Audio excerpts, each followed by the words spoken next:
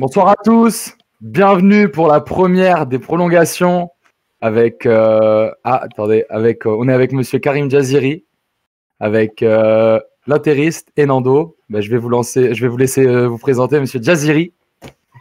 Salut, bonjour, c'est Karim, enchanté. Merci de m'avoir invité pour votre deux. Ah, il y a un problème technique. Ne vous inquiétez pas, la transition, les cams vont être réglées dans 1 minute, ne vous inquiétez pas. Ouais, c'est juste voilà. un petit problème. Merci, je vous remercie de m'avoir invité, le deuxième invité de votre émission. Ouais, après un champion du monde en plus. Donc, quoi demander de plus On ramène un deuxième champion du monde dans sa catégorie. Ouais. Merci. Non, mais merci à toi tout d'abord déjà d'être venu et puis d'avoir accepté. Il faut savoir que nous, ça nous fait extrêmement plaisir puisque tu es quelqu'un qui va beaucoup nous apprendre et puis tu vas beaucoup nous apprendre déjà sur le métier, etc. Et puis on va vous expliquer comment ça va se passer. On va faire une partie interview dans laquelle on a sélectionné toutes les questions. N'hésitez pas, si vous voulez poser des questions, il y a un post dédié à cela sur Twitter dans lequel vous posez juste votre question. Nous, on les recevra et on essaiera de poser un maximum de questions. Puis si vous voulez poser des questions en live, vous pouvez aussi. Et puis voilà, on essaiera de répondre à un maximum de questions. Et puis après, on débattra un peu des sujets d'actualité, de ce qui s'est passé dans le monde des transferts. On demandera des conseils, des avis plutôt à Karim. Et puis on verra ce qu'on aura à dire. Mais voilà. Donc, les gars, qui c'est qui veut commencer? Je peux commencer par ma question? Puis-je? À toi l'honneur. Moi, ma question, elle va être assez généraliste, mais je trouve qu'elle est très... elle est obligatoire de te le poser. Quel est le métier d'agent et en quoi il consiste? Est-ce que tu peux nous expliquer de A plus B pour ceux qui ne connaîtraient pas ce que tu fais avec les clubs, avec les joueurs, etc. Est-ce que tu pourrais nous l'expliquer? Alors, après, il y a différentes façons d'exercer le métier d'agent. Celui que moi, j'ai choisi, c'est de suivre quelques joueurs et essayer de les accompagner durant leur carrière et à atteindre le niveau le plus haut possible en leur inculquant dès le plus jeune âge l'exigence. Bon, j'ai eu des joueurs que les plus jeunes vous ne connaissez pas, mais Nando connaît, comme Jean-Claude Darcheville, qui avait une carrière K1, KA, mais en lui donnant de la confiance, en lui demandant de régler un peu plus sa vie, de plus travailler avant, après les entraînements, a atteint un très bon niveau. Et puis après, des joueurs comme Karim, qui lui, l'ayant rencontré très jeune, étant bourré de talent et étant comme une éponge à écouter et apprendre à apprendre, voilà, si tu veux, c'est comme d'être une petite lumière devant pour lui essayer d'éviter les problèmes qui vont être rencontrés par les pros, c'est-à-dire l'argent, la notoriété, et être toujours là pour le cadrer. Et non pas, dans certains entourages, on dit toujours oui, c'est bien, c'est toi le meilleur, l'entraîneur, il n'est pas bon. Ça, c'est pas vrai. Moi, je connais pas un entraîneur qui fait pas jouer un bon joueur. Si le joueur ne joue pas, c'est qu'il y a un problème. Donc, c'est l'accompagner sur ça, sur les négociations de ses contrats. Et dans mon cas, c'est de dire que si tu es bon, tu vas gagner de l'argent.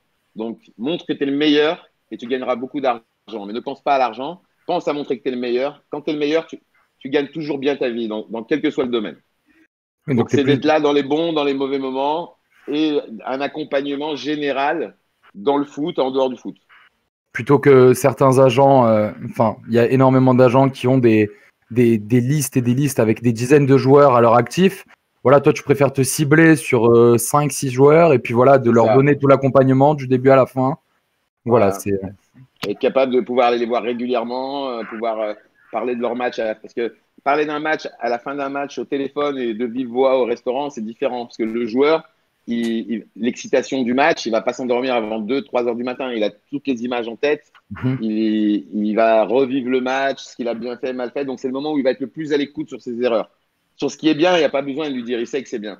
Et sur ce qui est pas bien, sur le replacement, sur pas mal de choses comme ça, ou sur des mauvais choix à un moment donné.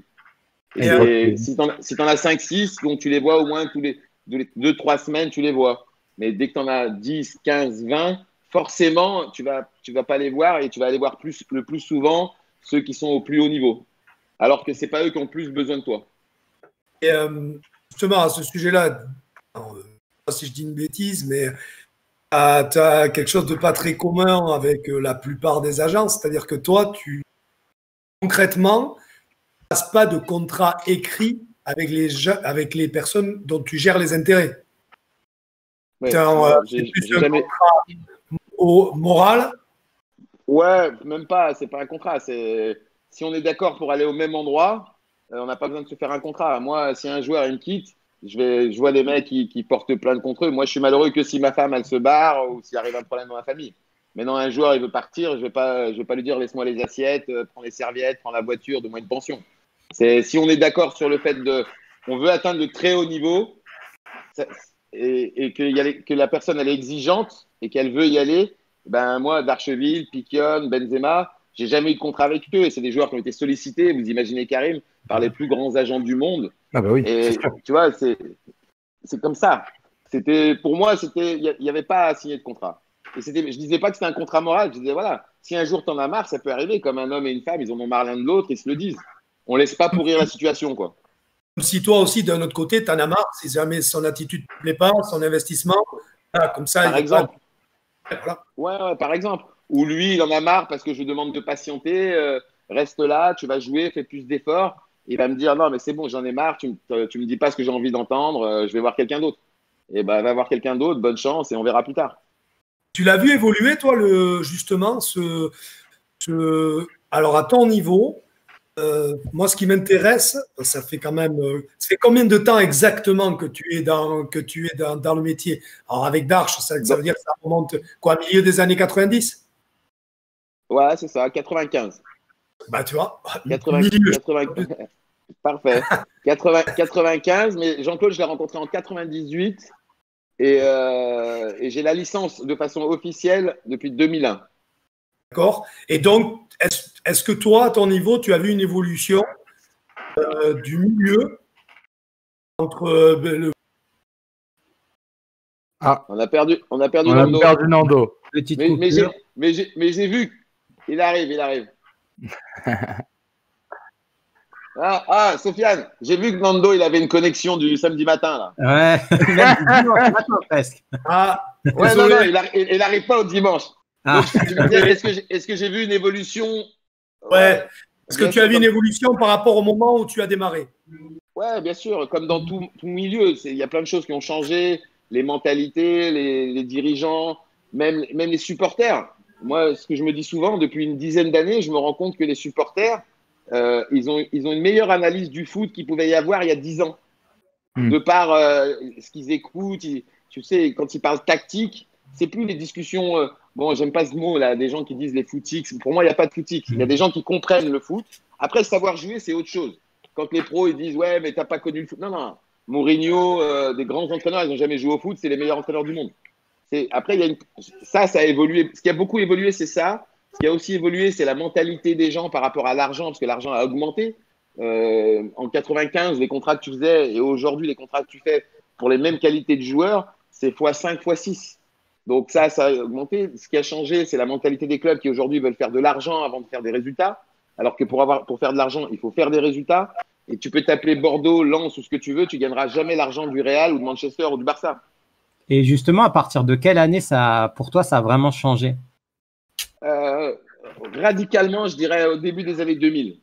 Au début des années 2000, tout a commencé avec le titre de 98, 2000.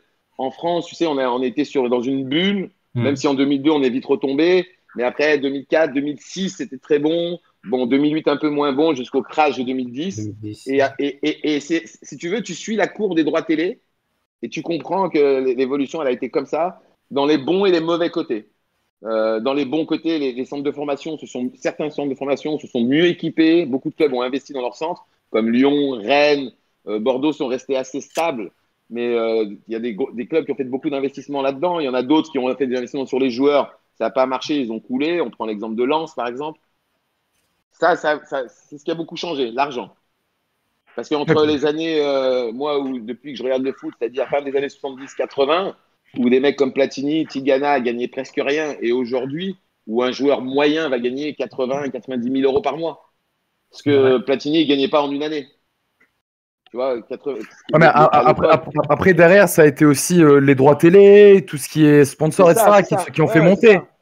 C'est comme après, moi, c'est un peu excessif, quoi, aujourd'hui. On va pas se mentir, quoi. Si les mecs payent, il n'y a pas d'excès, c'est un business. Oui, c'est ça.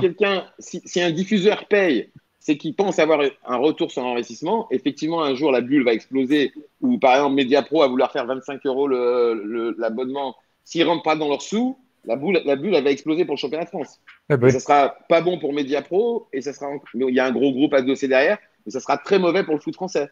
Si eux, ils se crachent, les droits télé vont baisser. Alors que dans tous les championnats du monde, à part cette année en Allemagne et en Angleterre où ils ont légèrement baissé, stagné, on va dire, c'est en constante évolution depuis 20 ans. Et justement, tu penses quoi de Mediapro Tu penses que ça va marcher ou c'est vraiment au niveau du prix, c'est excessif pour que de la Ligue 1? Bah, mon avis personnel sur le coup, c'est qu'ils ont fait un banco en disant on met tout dessus, ils sont champions du monde. Tu vois, l'équipe de France tournait bien. Le championnat de France, c'est quand même un vivier international. Moi, je pense qu'ils ont mis beaucoup. Maintenant, si les équipes, ce qui va être compliqué par rapport au mercato, parce que cet argent-là, il était fait pour que chaque club puisse être actif sur les marchés des transferts. Tout le monde a fait ça. Mais là, avec la crise du Covid, les gens se disent il va falloir éponger les pertes qu'on a subies. Parce qu'à tous les niveaux du foot, il y a eu des pertes. Aujourd'hui, j'ai le cas d'un joueur à moi où son contrat Adidas, il était payé intégralement à 30 matchs, mais il en a fait que 24 avec le Covid, puisqu'il n'y a eu que 28 matchs, il a joué 24 matchs quand même. Ils m'ont dit on ne peut pas payer plein pot, donc on fait une réduction. Et tous les clubs, ils ont ces pertes-là. Mais sinon, les droits étaient faits pour ça, pour que Monaco, Lyon, Marseille, Bordeaux puissent être actifs sur le marché des transferts, puisque leur enveloppe budgétaire, elle a augmenté.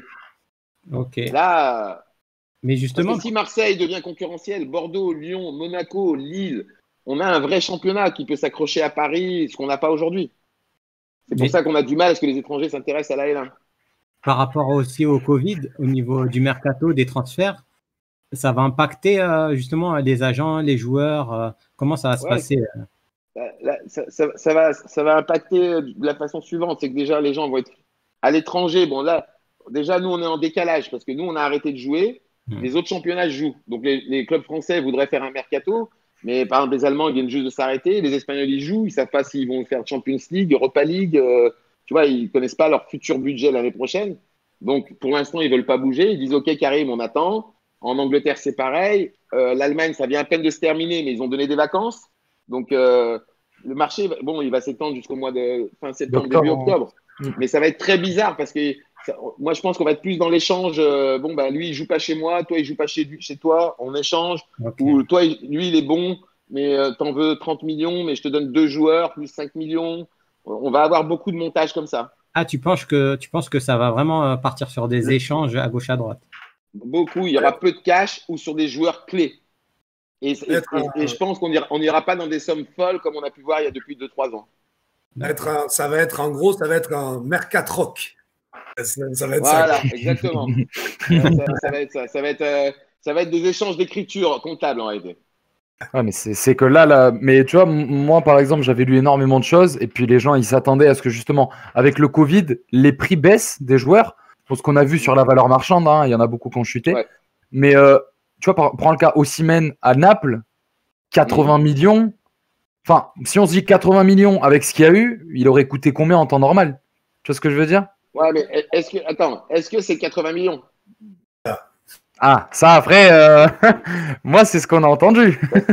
Parce que après, des fois, il y a des clubs qui se mettent d'accord, qui disent bon, moi ça m'arrange de dire que j'ai payé très cher pour faire plaisir à mes supporters. Inversement, moi ça m'arrange de dire que tu m'as payé très cher pour mes supporters, pour dire j'étais obligé de le vendre. Après, souvent, les clubs, ils annoncent le montant total avec les incentives. Alors que peut-être il est parti à 50 millions, plus des bonus, plus ça, plus un pourcentage sur la revente. Oh, comme le cas Bruno Fernandes à United, quoi. Bruno Fernandes à United, c'était 50 millions avec je ne sais combien. Ça a toujours existé. Donc, il y a des incentives. Si vous êtes champion, vous nous rachetez 2 millions. S'il joue 30 matchs, c'est 2 millions. Tout rajouté sur la durée du contrat, ça peut faire 20-25 millions. Si le mec, il a été acheté 25, tu dis, bon, on l'a vendu 50. Mais les 25, ils sont illusoires. À ce sujet-là, arrête si je dis une bêtise aussi. Ciel nuit à Bordeaux, et toi? Alors, en partie, ouais, j'ai été l'agent de Bordeaux pour faire venir Laurent à Bordeaux. Ouais. Donc, parce que j'avais des bonnes relations avec Arsenal et Laurent et son agent qui est un ami.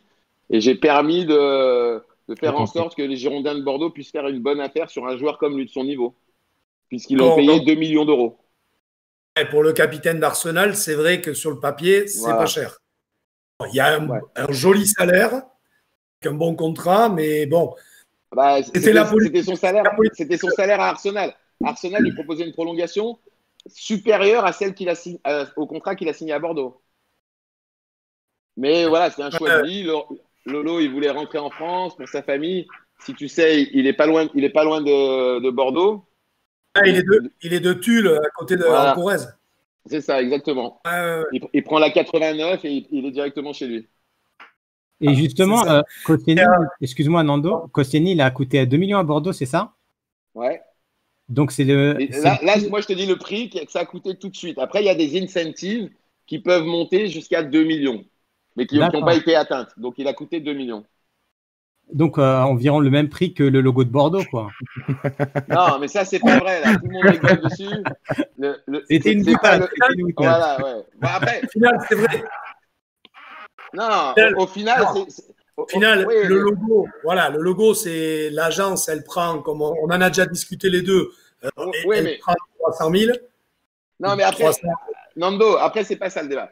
Là, on a des propriétaires qui achètent un club, qui veulent changer l'identité du club dans le marketing, dans le plan commercial, dans le projet. C'est de dire le plan global, bon, il faut qu'on change le logo, on va changer l'identité. Ça a été leur choix, ça. Et peut-être tu vas te dire, et c'est vrai, au lieu d'acheter un autre joueur à 2 millions, bon, on a fait un logo. Mais tôt ou tard, il aurait fallu le faire aussi. Est-ce qu'il fallait le faire maintenant ou pas? C'est un autre débat. Il aurait fallu, voilà. Personnellement, je me serais opposé. L'avis du supporter bordelais, bon, je ne représente pas tout le monde, mais quand même, je pense que 80% des gens sont dans le même move. Et le supporter bordelais, il s'en tamponne le coquillard, ça lui fout la rage d'avoir dépensé 2 millions. C'est normal. Exactement. Quand on te demande de serrer la ceinture partout et qu'on te dit qu'on va peut-être pas passer la DCNG, puis la DNCG, et t'arrives là, tu t'arrives, pam, et on te dit, non, mais le timing n'est pas bon. Ouais, mais ça, c'est un discours alarmiste. La DNCG, les Girondins vont la passer. Les mecs, ils ont mis de l'argent, ils n'ont pas envie de se retrouver en L2, etc. Donc, c'est soit ils revendent le club rapidement, soit ils vont faire à la vitesse qu'ils ont décidé de faire. Bon, je pense qu'ils sont assez surpris, comme McCourt, le foot, les gens, ils viennent, ils croient que tu mets de l'argent et tu vas gagner de l'argent. Ça n'existe pas, ça. Il y a très peu de clubs qui arrivent à sortir de l'argent ou cas très particuliers comme Monaco il y a 2 ans et demi, où grosse saison, beaucoup de résultats, tout le monde explose. Et là, d'un coup, tu vends des joueurs 60 millions, 80 millions. Ils avaient fait 300 millions de ventes. Mais ça, tu ne peux pas faire ça chaque année. C'est le facteur chance cette année-là, quoi. Facteur réussite. Oui, voilà, plutôt réussite, on va dire. Tu peux pas baser la survie d'un club sur le trading.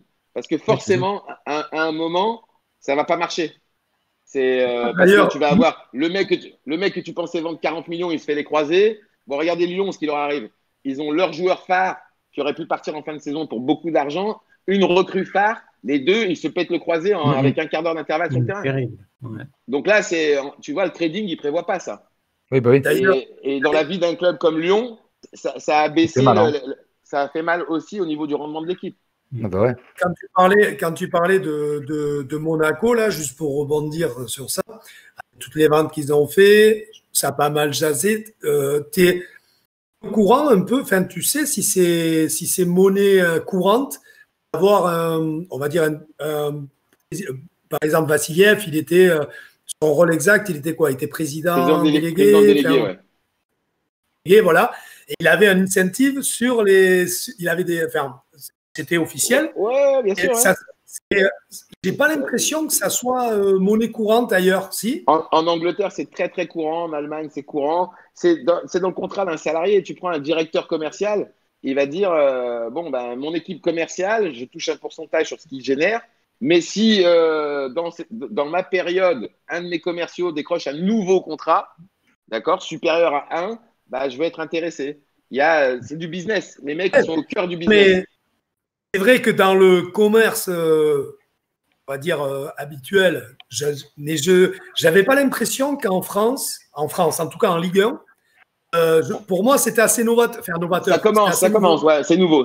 Il y a quelques clubs qui ont ça, pas beaucoup, mais quelques-uns qui ont des dirigeants qui ont travaillé à l'étranger, qui ont vu qu'on leur proposait tout seul en disant voilà, Si tu achètes un joueur 5 que tu le vends 10, bah, tu auras 3%. Si tu le vends 25, tu auras 2%. Voilà. C'est un truc, entre guillemets, pour récompenser le travail du mec. Bon, à part que ce n'est pas son argent qu'il investit au début. Aussi. C'est ça. Et on va dire que Vassiliev, il a mis la daronne à l'abri, comme on dit, là, je pense. Avec les quelques ventes qu'il a fait, là, je pense que Mais bon, il est bien. ça me paraît pas scandaleux. Si tu veux, quand on reste dans l'esprit du football associatif, se dire, bah non, normalement, l'argent qui rentre dans le club, il faut le garder pour le club. Non, le mec est salarié, il est au même titre qu'un joueur de foot s'il est performant, parce qu'un directeur sportif, aujourd'hui, c'est comme, entre guillemets, un joueur de foot.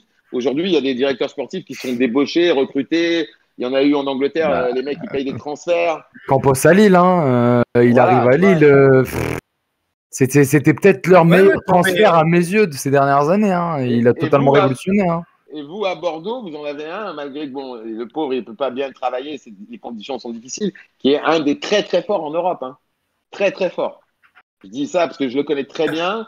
On n'est pas amis, tu vois, mais c'est carré, il est comme moi au niveau boulot, paf, paf. Et c'est un mec très fort. Hein. Il a travaillé en Rigolo, Italie. parce que c'est rigolo. C'est marrant que tu dis ça. Bon, moi, je n'ai pas la prétention. De toute façon, il est trop récent au club et je le connaissais. Je le connaissais. On parle de Masia. C'est vrai que je connaissais, mais tu sais, finalement, il n'a pas si bonne presse que ça chez nous. C'est-à-dire que, après, chez nous, c'est particulier. Parce qu'il est fermé. Moment, il est un peu comme vous, les Bordelais. Il est un peu fermé, froid, donc vous n'aimez pas. C'est pour ça que quand un Lyonnais vient à Bordeaux, il n'est pas aimé. mais attends, est-ce qu'il y a un endroit lyonnais où il est aimé? C'est ça la question. Dans le monde entier. Parce que ça fait rire tout le monde. C'est Where do you live? Lion. Ah, c'est Adonde Libes, Léon. Tout le monde croit que c'est un lion. Mais non, c'est la ville Lyon. Donc on est aimé direct. Bon, Bordeaux, c'est pareil, mais Bordeaux, c'est pour la bouteille. Vient d'où Bordeaux? Ah, the wine. The wine. Good. The wine, ouais. Mais tu vois, pour rebondir là-dessus, toi, t'en as pensé quoi du cas Paul Mitchell à l'AS Monaco qui a signé? À savoir que Paul Mitchell, tout ce qu'il a fait au sein de la franchise Red Bull, est-ce que tu penses qu'il peut rapporter un vrai plus à Monaco? Puisque nous, on a eu pas mal de monégasques et moi, il y a beaucoup d'attentes. Est-ce que tu penses qu'elles pourront être satisfaites? Qu'est-ce que tu penses qu'il pourra faire à Monaco? Si on lui donne les mêmes pouvoirs et les mêmes latitudes et les mêmes moyens qu'il a eu, il fera du bon travail. C'est un bon. C'est vraiment un bon. Tu vois, le mec qui sait structurer une équipe de scouts, qui a une capacité d'analyse rapide et qui a un œil. C'est important aussi. Tu vois, et si on lui donne. Parce que parfois, tu prends un mec, tu le déplaces d'un endroit où il a fait du très bon travail, tu l'emmènes dans un endroit. Si tu ne le mets pas dans le même environnement, c'est comme un entraîneur, quoi. Tu vois, voilà, un entraîneur, quand il vient, souvent, il dit je veux mon adjoint. Bon, plus il est bon, l'entraîneur, et plus il veut un staff élargi. Et c'est pareil pour un directeur sportif. S'il vient tout seul avec juste son ordinateur, il n'y a que Brad Pitt dans le stratège où ça marche. Sinon, ça ne marche pas. Mais ouais, non, mais ok. Non, mais c'était. Et tu vois, moi. Ce que je me demande, pour moi, tu vois, l'un des points où l'AS Monaco a commencé à faillir, justement, ça a été sur le départ de Campos, qui d'ailleurs avait été super médiatisé. Parce que par la suite, là, à la fin de saison, il reprenait un peu le droit chemin avant le Covid. Ouais. Mais depuis que Campos il est parti, c'est une chute. Ouais. C'est une chute libre. Quoi. Ouais, que ce soit au niveau des entraîneurs, que ce soit au niveau des joueurs, tous les coups qui ont été faits cet été, l'été dernier, je veux dire, ça a été très moyen. Et puis, moi, je trouve ça très important. Tu vois, aujourd'hui, il y a plus, on parle plus que d'un entraîneur ou que d'un joueur. Justement, moi, je trouve qu'il faut une harmonie dans un club, que ce soit au niveau des recrutements, que ce soit au niveau du staff médical, tout qui va avec, quoi. Et à partir du moment où tu as un truc qui faille. Après, il faut voir autre chose, c'est qu'aujourd'hui, le foot, il y a des propriétaires de clubs qui sont des fonds financiers, hein, vous le savez à Bordeaux. Bien sûr. Mais ils se connaissent tous. C'est-à-dire Bruges, même Monaco, c'est encore autre chose. Wolves, ils vont se passer les joueurs, ils ont 30 joueurs, c'est des écritures comptables. Ça, il y a la main de Jorge Mendes là derrière, non? Moi, j'ai beaucoup lu de choses à ce niveau-là. Hein. Il y a la main portugaise en général. Ouais. Voilà. Les Portugais, franchement, aujourd'hui, on fait difficilement mieux dans la stratégie de gestion d'un club. Tu vois, ils répètent les exemples de Porto et de Benfica qui restent des grands d'Europe en n'ayant pas des centaines de millions. Alors, ils vendent.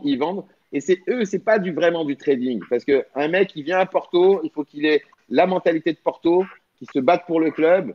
Et tous les joueurs que tu as vu passer depuis une trentaine d'années, c'est que des mecs qui ont fait 2-3 ans qui partent. Après, il y a des anciens Portugais qui sont restés des années et des années.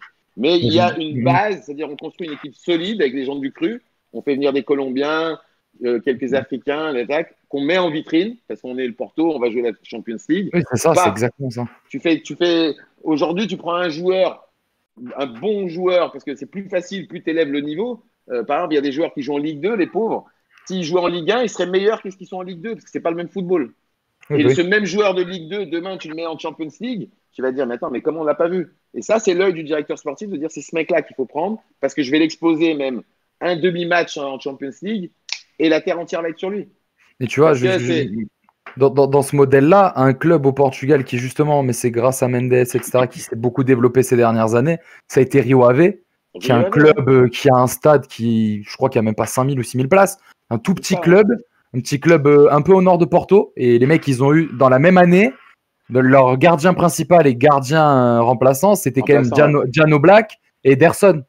Ouais, et on voit aujourd'hui où ils sont, on voit leur statut. Et puis c'est 2 des 5 meilleurs gardiens du monde.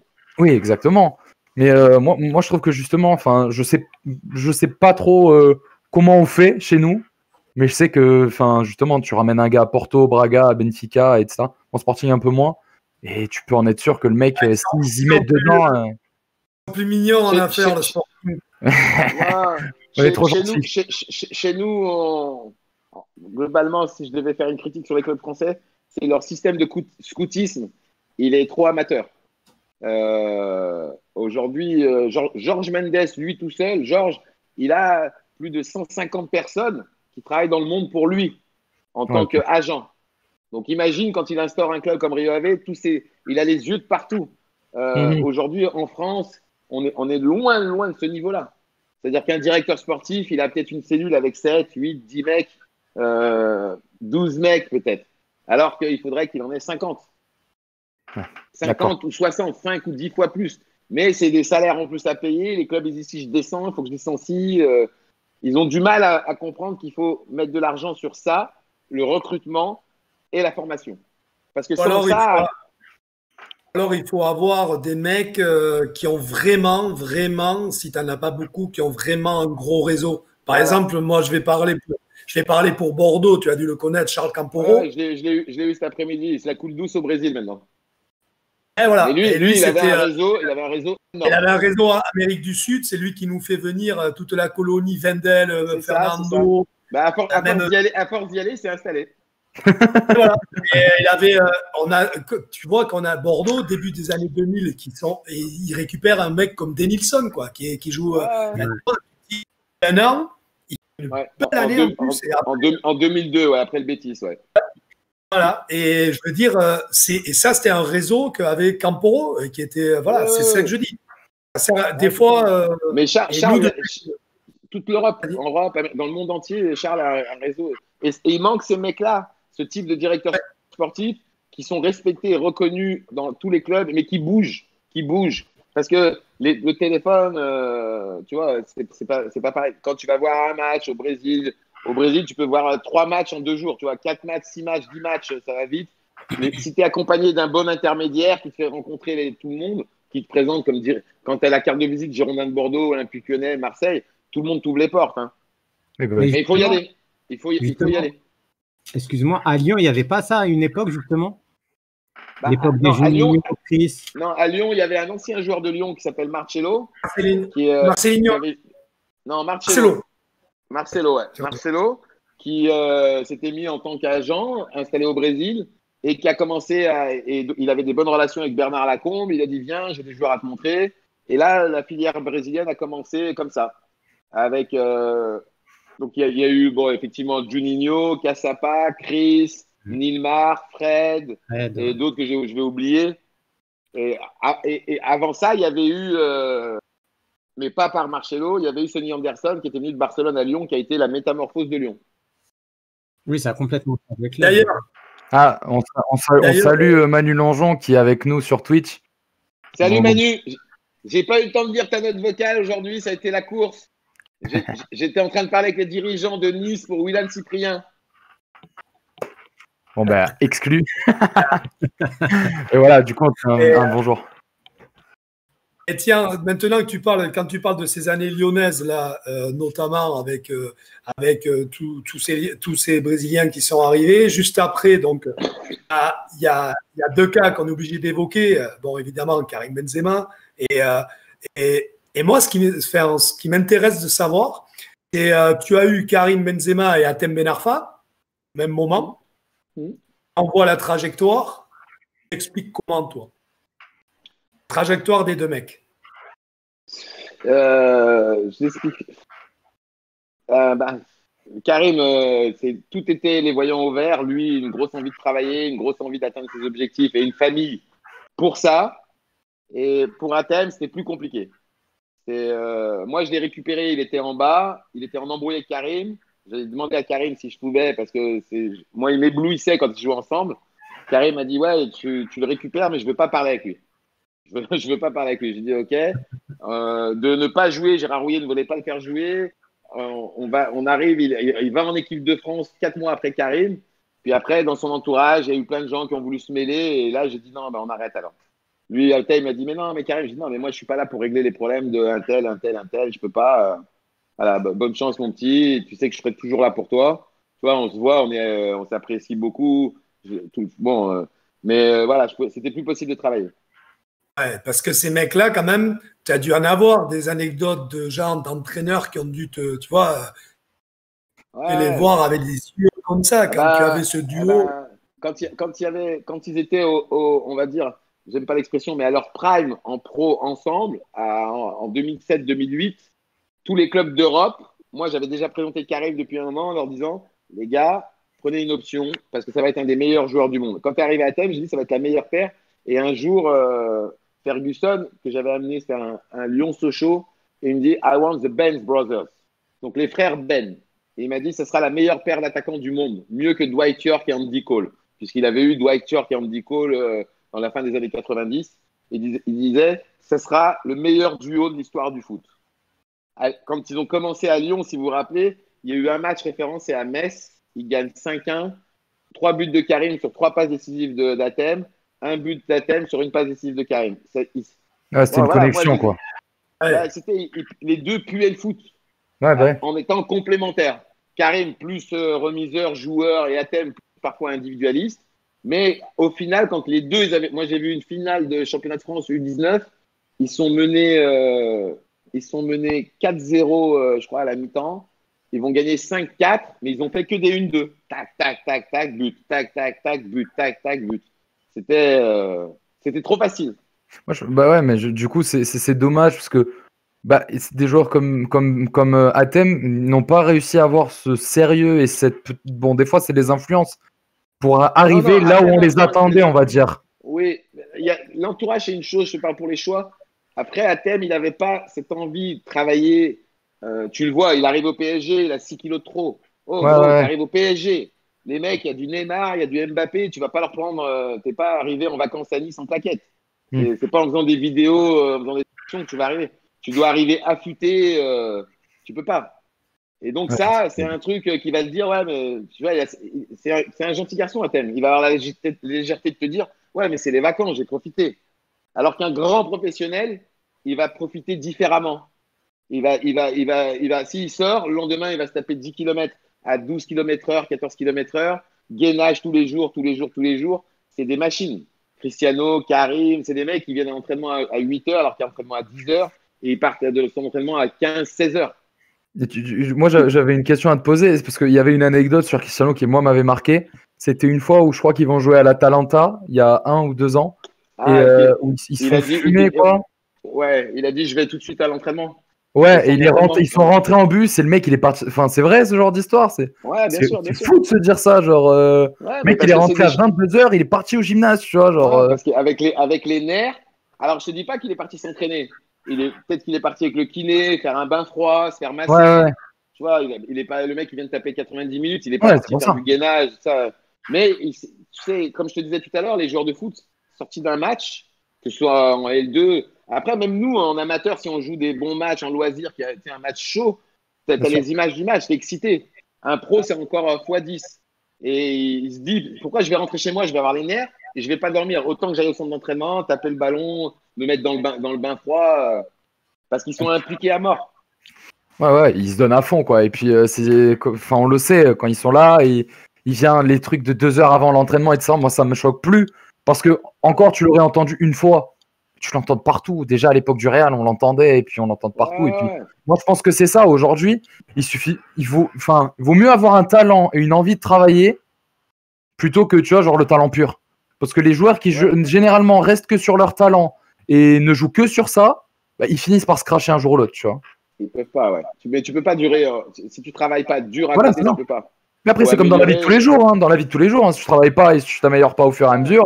Bah, encore plus que dans la vie de tous les jours, parce que tu vieillis, tu vas moins bien récupérer. Il faut que tu fasses plus de plages de soins, d'étirements que tu faisais à 17-18 ans où tu n'en as pas besoin. Tu dis ça sert à rien, ça sert à rien.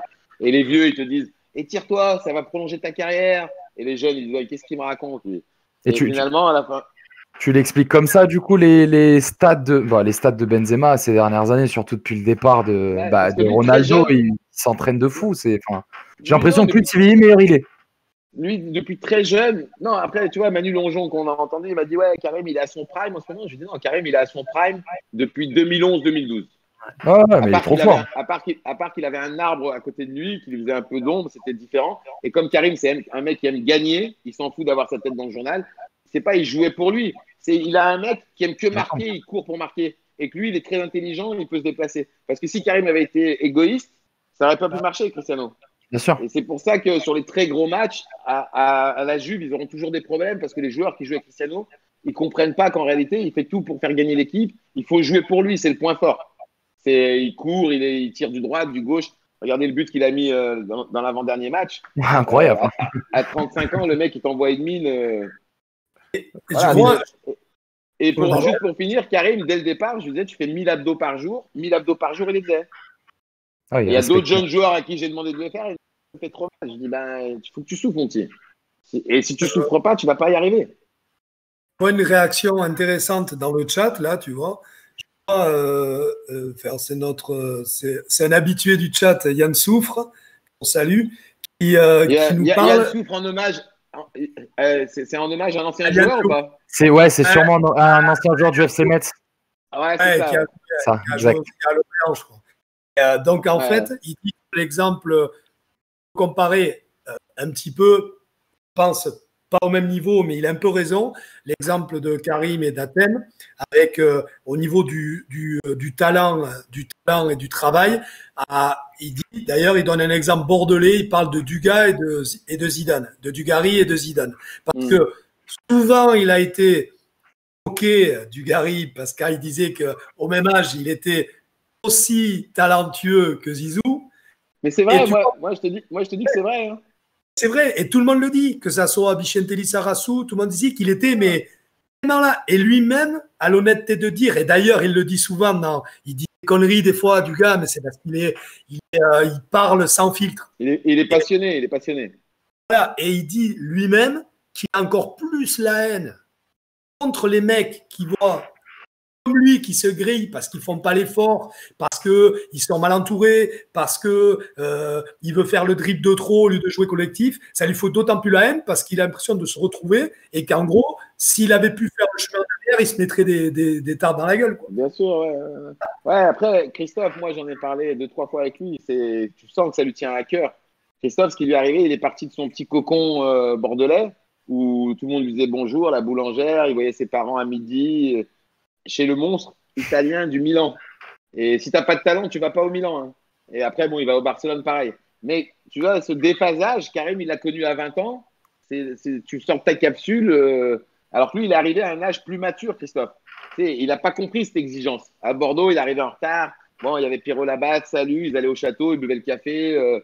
À Milan, Milanello, c'est l'usine, quoi. Va faire le médecin. Mais pourquoi on fait ça? Moi, j'ai jamais vu ça. Il a perdu l'âme du foot pour lui. Avec un Capello, du Capello, quoi. Et en plus. Ouais, de l'exigence du très haut niveau qu'il n'avait pas connu à Bordeaux. Il n'avait pas connu cette exigence-là. Il y a beaucoup de joueurs qui se grillent les ailes en arrivant, quand ils arrivent au Bayern, quand ils arrivent on va dire dans le top 10 mondial, ils ne comprennent pas l'exigence. que c'est à l'entraînement, n'importe quel jeu, c'est un match de Champions League. Pour te dire, Karim, quand il avait 16-17 ans, des clubs de Ligue 2 le voulaient en prêt. Et Lyon hésitait. J'ai dit non, non, non, non. Moi, je préfère, si on a la garantie qu'ils s'entraînent tous les jours avec les pros à Lyon, l'équipe de Lyon de 2004-2005, c'était Champions League tous les matins à l'entraînement. Oui. Il va progresser à une vitesse. J'ai dit, moi, je ne demande pas qu'il joue. Il s'entraîne, il va jouer en CFA. Le pro, il y arrivera. Parce que j'étais déjà convaincu qu'il aurait fait une grande carrière, voire une très grande carrière. Mais soyons patients. Et c'est ce qui. Maintenant, tu auras plus de mal à faire comprendre ça à un jeune. Il va dire, je préfère aller jouer à Guingamp en D2 que de rester ici et aller jouer en CFA. Karim, il a bien appris. D'ailleurs, de la même génération à peu près, dans la même période, tu avais Loïc Rémy qui lui avait fait le choix il avait fait quelques matchs et puis il a été prêté direct, je crois que c'était à Nice d'entrée. Il avait fait, il était parti. Voilà, c'était à peu près dans les mêmes années que Karim. C'est exactement la même année. Ils sont de la même année. Ils ont joué ensemble avec Athènes. Ils sont une promotion exceptionnelle où sur cette génération 87 à l'OL, ils ont fait passer 9 garçons professionnels. Ah oui. Ce qui est du jamais vu. Par promotion, tu en as 2, 3, 4. 4, c'est très bien. 9, c'est quasiment toute l'équipe qui a fait 2 années de suite la finale de Gambardella, bon, qui l'a perdu, qui a été 2 fois champion de France. Tu avais Rémi Rioux, qui est actuellement gardien de but. Faussurier, qui joue à Brest. Atem Ben Arfa, Loïc Rémy, Karim Benzema, Romain Beignet, qui sa carrière a fait un petit truc. Thomas Fontaine, qui joue défenseur central. Il n'était pas à Clermont, Thomas Fontaine. Ouais, c'est ça, à Clermont. Sandy Payot, qui a été à Grenoble à un moment donné. Tu veux, l'ossature de l'équipe, les 9-10 titulaires qui jouaient ensemble depuis qu'ils avaient 12-13 ans, ils sont tous devenus pros. Et justement. Tu veux dire quoi là? Attends. Non, excuse-moi, c'est juste une petite connerie. Vas-y. Non, mais tu veux dire quoi? Que nous, à Bordeaux, là, on vient de signer je ne sais combien de contrats en réserve, en contrat pro, qu'on est le futur 7 titres dans les 10 ans. Magnifique. Bah, je sais très bien que j'ai pas les mêmes raisons. Non, mais tu vois, par exemple, je prends souvent cet exemple-là, c'est difficile à faire, mais quand on voit la génération que Ferguson a eu à coacher, les Giggs, Beckham, Butt, les frères Neville, etc., quand des gamins ont grandi ensemble, ce que Giroud était arrivé à faire Auxerre aussi, ou il y a un truc qui se crée. Parce qu'on n'est pas obligé de s'aimer, mais il y a quand même un truc qui se crée, c'est qu'on veut gagner ensemble. Et ça entraîne. Et si en plus tu le fais, à l'époque c'était Cantona, Steve Bruce et d'autres anciens de Manchester, si ces anciens te prennent petit à petit ces jeunes et les font monter, ça t'apporte de la fraîcheur et de l'expérience. Voilà. Et à Bordeaux ou à Lyon, quand des jeunes sont sortis comme Bichent, dans des bonnes promotions comme Christophe, etc., tout de suite, tu as des mecs que tu n'es pas obligé d'acheter, tu as formé et qui t'apportent une grosse valeur ajoutée. Et comme quand Nantes avec Suedo sort 42, Pedros, Ouedek, Loco. Voilà. Kelele, là, c'est champion de France, ça a alimenté l'équipe de France. Voilà, c'est exactement ça. Et donc, je voulais revenir justement, tout à l'heure, tu me parlais pour Dugas, comme quoi il est parti à Milan trop tôt. Est-ce que de ton côté… Non, pas trop tôt. Pas trop tôt. Tard. Oui, voilà. Et justement, est-ce que dans tes joueurs, est-ce que tu as eu des offres de grands clubs, même italiens? Est-ce que ton joueur t'a dit que c'était trop tôt pour partir? Ou alors il ne voulait pas aller tout de suite dans un grand club, il veut savoir si Karim a failli signer à l'Inter. Hein. Non, alors moi… non, il a reçu une offre de l'Inter. Karim, il aurait pu signer où il voulait. Ah bah. Tous les clubs, le top 10 le voulaient. Et il ne voulait pas que j'aille les rencontrer. Je lui ai dit, écoute, Karim, on va tous les rencontrer parce que c'est des grands clubs, il faut les respecter. Ils vont présenter leur projet, même si tu sais au fond de toi que des fois, tu sais, je ne te cache pas que ça me faisait chier. Milan, Inter, Chelsea, à l'époque, Franck Arnesen, il était venu avec une présentation PowerPoint du centre d'entraînement, et je voyais dans les yeux de Karim qu'il avait qu'une envie, c'était de se barrer. Et Franck, il a compris après, il m'a dit, il veut pas venir chez nous. Je lui ai dit, ouais. Mais j'avais expliqué à Karim, on sait jamais. On savait qu'on allait, c'était entre le Real ou Manchester, mais priorité au Real. Bon, quand il m'a demandé mon avis, je lui ai dit, écoute, c'est toi qui dois choisir. Le train, il peut passer qu'une fois. Mais personnellement, moi, je te dirais, va d'abord à Manchester avec, pour moi, le meilleur entraîneur qu'il y avait à l'époque et qui va pas rester très longtemps, qui te veut absolument, qui te suit depuis 2 ans. Maintenant, le Real, à l'époque, si vous vous souvenez, était en reconstruction. Oui. Là. Et le Real, quand ils nous convainquent, c'est quand ils nous disent non, mais le meilleur joueur de l'équipe où vous pensez vouloir aller, ou toi tu veux l'envoyer, Karim, il va venir chez moi, c'est Cristiano Ronaldo. Donc là, ça arrête tout de suite la discussion. Ah oui, ça fait la différence. Moi, j'avais une question à te poser qui va faire un petit peu un bond en arrière. C'était juste. Alors, je le fais tout de suite alors. Vu que tu nous as expliqué que tu étais devenu agent à partir de 95, c'est à quel moment où tu te dis que. C'est à quel moment que tu te dis que tu veux être agent et que c'est ça ce que tu vas faire enfin, quel est le déclic? Je fais pas. Voilà, c'est un dîner avec.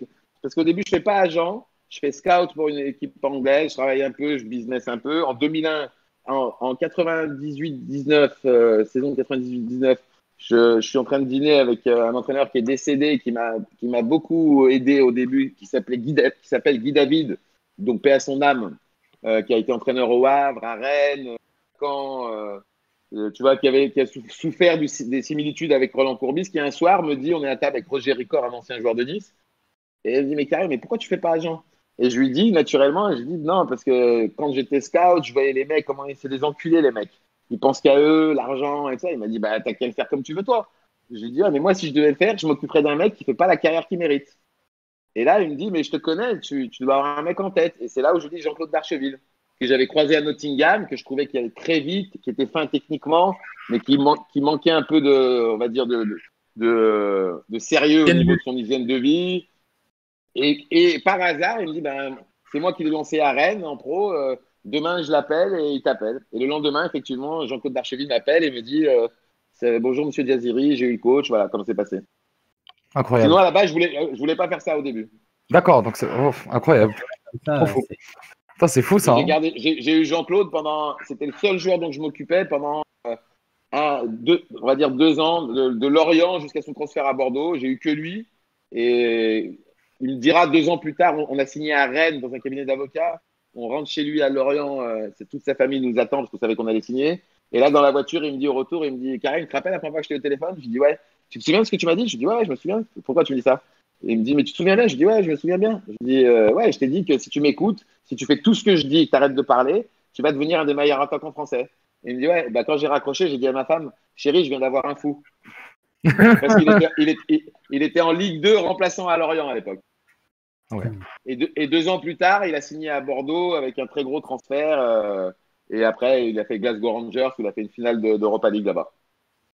Incroyable. Et après, il a fait une pige pour aider Valenciennes, qui est le record de points mis avec Toulouse, je crois, une année, avec Antoine Comboiré, quand il est parti là-bas, Jean-Claude, à Valenciennes, pour les aider à se maintenir. Je sais pas les gars si vous avez d'autres questions, puisque mine de rien ça fait déjà un petit peu de temps et je pense qu'il va falloir qu'on passe aux questions des téléspectateurs. Ah ouais, parce que j'ai vu sur mon Twitter là, moi qui suis pas habitué, il y a beaucoup de questions. D'ailleurs, je salue tous mes followers, je citerai pas de nom, mais vous vous reconnaissez tous. Merci à vous tous. On a eu une grande vague de personnes qui te suivent, qui sont venues nous follow aussi. N'hésitez pas à venir. Plein de cœur à tout le monde. N'hésitez pas à venir sur Twitter. On a le Discord, tout. Et puis merci beaucoup. Et du coup, je vais te laisser poser la question. Et juste, les modérateurs, n'oubliez pas de m'envoyer des questions. Si on n'en voit pas, n'oubliez pas de m'en envoyer, les gars. Alors, je voudrais seulement savoir, tu penses quoi de la relation agent-mari, en fait, entre Wanda Nara, Wanda Icardi et Mauro Icardi? Après, ils sont en confiance parce qu'ils sont en couple. Donc, quoi de mieux maintenant? Elle a l'air d'avoir les compétences puisque jusque-là, elle arrive à gérer sa carrière. Elle l'a fait partir de l'Inter. Et lui, footballistiquement, il a l'air épanoui puisque depuis qu'il est avec elle, il plante, tout va bien. Non, mais c'est vrai, c'est un équilibre aussi pour le mec. Ah bah oui, c'est sûr. Bon, après, ça peut créer des conflits sur on n'est pas d'accord sur un truc, mais bon. Sur l'extra sportif, un peu, quoi. Ça m'étonne pas plus qu'un père très proche, un frère, un cousin, un voisin très proche. Là, c'est sa femme, voilà, c'est pareil, c'est son entourage, quoi. Ouais, tu vois ça comme l'entourage, ça change pas. C'est entourage actif et tu vois, des fois, tu as des pères ou des frères qui veulent servir à quelque chose pour gratter un billet, mais qui connaissent rien. Donc, elle a l'air de ne pas connaître grand-chose, à part l'odeur de l'argent, mais on ne peut pas lui reprocher de mal gérer la carrière de son mari, puisqu'il est bon, Oui, il est au PSG. Il a été même très bon par moment à l'Inter. Ouais, très, très. Aujourd'hui, il a fait une progression pas au niveau historique et au niveau de l'image, mais au Oui, je niveau vois ce du que tu veux dire. standing. Bien Au sûr. niveau du standing, il est dans un meilleur club qui lui donne plus de chances de gagner la Champions League parce qu'à l'Inter, ça a été l'arbre qui a caché la forêt pendant longtemps. Là. C'est Pendant clair. deux dernières années, Il il est a venu. tenu. Voilà. Ouais, bien Mais sûr. donc, il a atteint une certaine forme d'épanouissement depuis qu'il est avec cette nana et qui est son agent. Donc, ça n'a pas l'air de lui. Il y a d'autres cas, je ne vais pas citer des cas, vous les connaissez, où parfois la mère ou le frère ou le Oui. père, il bousille la carrière du joueur. Et c'est Pas pas de le qui cas tu de. parles. Pas du tout de qui tu parles. Non, moi non plus. Non, mais voilà, moi, on va essayer de poser parce qu'il y a vraiment beaucoup de questions, comme tu as dit, et puis on va essayer d'en répondre à un maximum. Donc, moi, Il une n'y a pas question. de pub. Ah, dans votre émission, il n'y a pas de pub encore. Vous n'avez pas trouvé d'annonceur? Ah, pas encore. Si tu veux Ah. nous aider. Non, non, il faut faire un petit message. Allez, à tous ceux qui regardent, là, si vous connaissez des annonceurs, il faut les ramener pour les gars, là, ils ont besoin. Il faut leur donner de la. Merci beaucoup. Comme pour moi, j'ai plus d'électricité chez moi. Non, mais Comme moi, ambiance tamisée. ouais. Non, en vrai, on te Ouais. voit bien. On te voit bien actuellement. Ouais, c'est bon. Ouais, Ouais, nickel. franchement, Tu veux nickel. on peut démarrer les questions? Ouais. Et on y Alors, va. moi, on a eu pas mal. Je vais essayer d'en sélectionner quelques-unes. Question de El Famoso Caleta sur Twitter. Comment gérez-vous les attentes salariales des jeunes? Aujourd'hui, on voit des gros salaires. Comment vous évitez à ces jeunes de prendre la grosse tête? Alors, je ne gère pas les attentes salariales d'un jeune, parce que pour moi, un jeune, il n'a pas d'attente salariale à avoir. Pour moi, un jeune, il a à avoir un contrat pro, avoir une protection dans son contrat qui le protège dans le sens où s'il n'est pas utilisé du tout, qu'il ait sa liberté.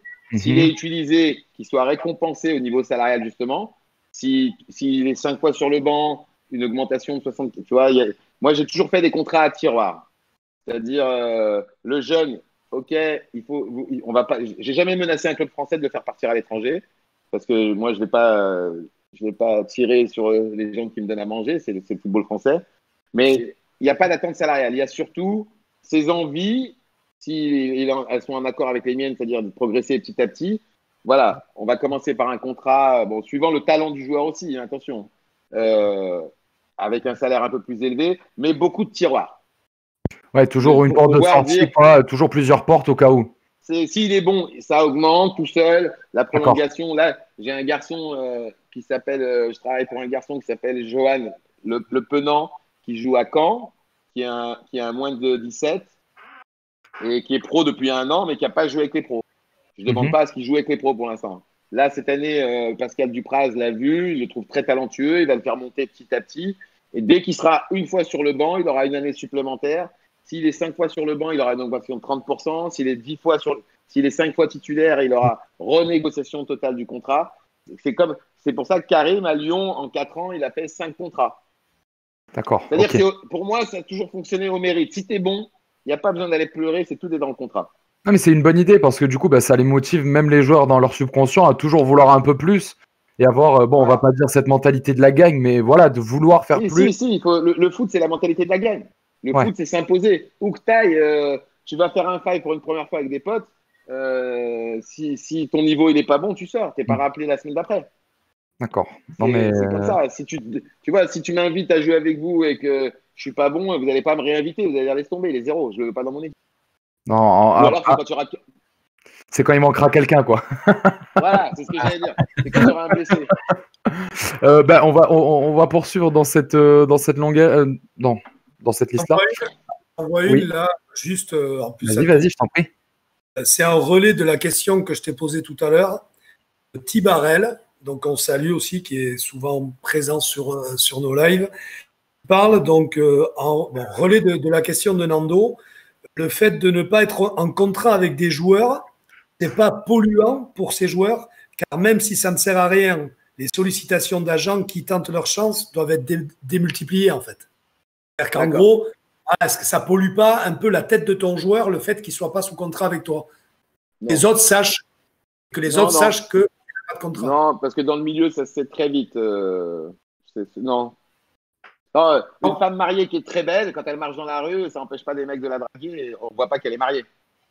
Non, mais toi, tu vois, parles d'une relation de confiance déjà à la base, donc je pense que c'est Non, surtout mais, ça oui, qui non, mais joue, quoi. la question c'est, est-ce que c'est pas dérangeant pour le Hmm. joueur qu'on Pour le sache joueur. pas que son agent, c'est lui? Non. Moi, par exemple, tu vois, je me dis, voilà, c'est pas une question piège pour que tu me répondes un truc. C'est juste, je me dis, par exemple, Ouais, ouais. là, par exemple, à un moment donné, tu as peut-être des mecs, on sait très bien enfin, on a entendu que t'as des gars comme, par exemple, Jean-Pierre Bernès, tout ça, qui sont les mêmes agents que le sélectionneur, que des choses comme ça, et Ouais, qui ouais, arrivent ouais. à aller voir le mec, n'importe quel joueur, et lui dire, écoute, si tu passes avec moi, tu as quand même un peu plus de chance, par exemple, tu vois, d'aller en équipe de France ou d'aller signer à Ouais, tel club, tu vois. ouais, bien sûr, bien C'est, sûr. Ouais. Non, mais après, le joueur, il sait qu'avec toi, tu es là pour son bien, etc., il n'a pas de raison d'aller écouter quelqu'un d'autre. À part si tu fais de la merde, ou tu Ouais. lui mens, ou tu veux le conseiller que pour ton intérêt à toi, pour l'argent, il va s'en rendre compte, forcément. Puisque les gens, ils vont venir dire, euh, quand le président, il va dire à un joueur, parce que les présidents, ils font attention à ça. C'est-à-dire, un président de club, s'il voit qu'il a un branque comme agent sur un joueur que tout le club dit que c'est un bon, il va le dégager lui-même. Hein. Il va dire, regarde ton agent, ce que c'est. C'est un puis branque. c'est vrai qu'en plus, ton mode de fonctionnement, ça marche parce que toi, tu as pas 10 000, tu gérais pas 10 000 intérêts de 10 000 mecs en même temps. C'est Ouais. sûr que tu peux pas avoir le même. Si Mendes, j'exagère, hein, mais Mendes, il peut pas faire pareil. Tu vois, il va pas foutre tout ce qu'on Ouais, a ouais, confiance. non, ouais. Il pourrait, 300 mecs, Georges, il pourrait, mais après, il a besoin de documents parce que c'est vrai que des fois, des mecs, tu leur dis je travaille pour toi, ils te signent un simili bout de papier, mais ils le disent à 20 mecs pareil, ils s'en foutent d'avoir signé un contrat. Ils disent ouais, j'ai pas d'agent, tu peux chercher, et tu te retrouves avec 20 mecs qui téléphonent au même club. T'as des dirigeants, ils disent aujourd'hui, j'ai reçu 5 appels pour tel joueur. Qui est son agent? Et ça, c'est de plus en plus maintenant. Ah bah ouais. Non, mais justement, tu vois, moi, il y a une question sur laquelle on pourrait rebondir. Je veux bien y répondre. À part Karim Benzema, quels sont les joueurs avec lesquels tu travailles ou tu as pu travailler? Question de Saousan69 sur Twitter. Donc, actuellement, donc, le petit jeune dont j'ai parlé, Johan Le Penant Mhm. et William Cyprien. Auparavant, d'Archeville, Piquion, un ancien Bordelais, Gabriel Aubertan aussi, D'accord. voilà, qui avait aussi un très grand avenir. Et puis, à un moment, je ne suivais plus. Voilà, et on a arrêté parce que je ne voulais pas, moi, l'amener en Russie, au fin fond. Et il a fait le choix d'aller dans ces clubs, Turquie, Russie. Mais c'était un joueur phénoménal que j'ai mis qui jouait pas beaucoup à Bordeaux. J'ai prêté à Lorient, ça n'a pas marché.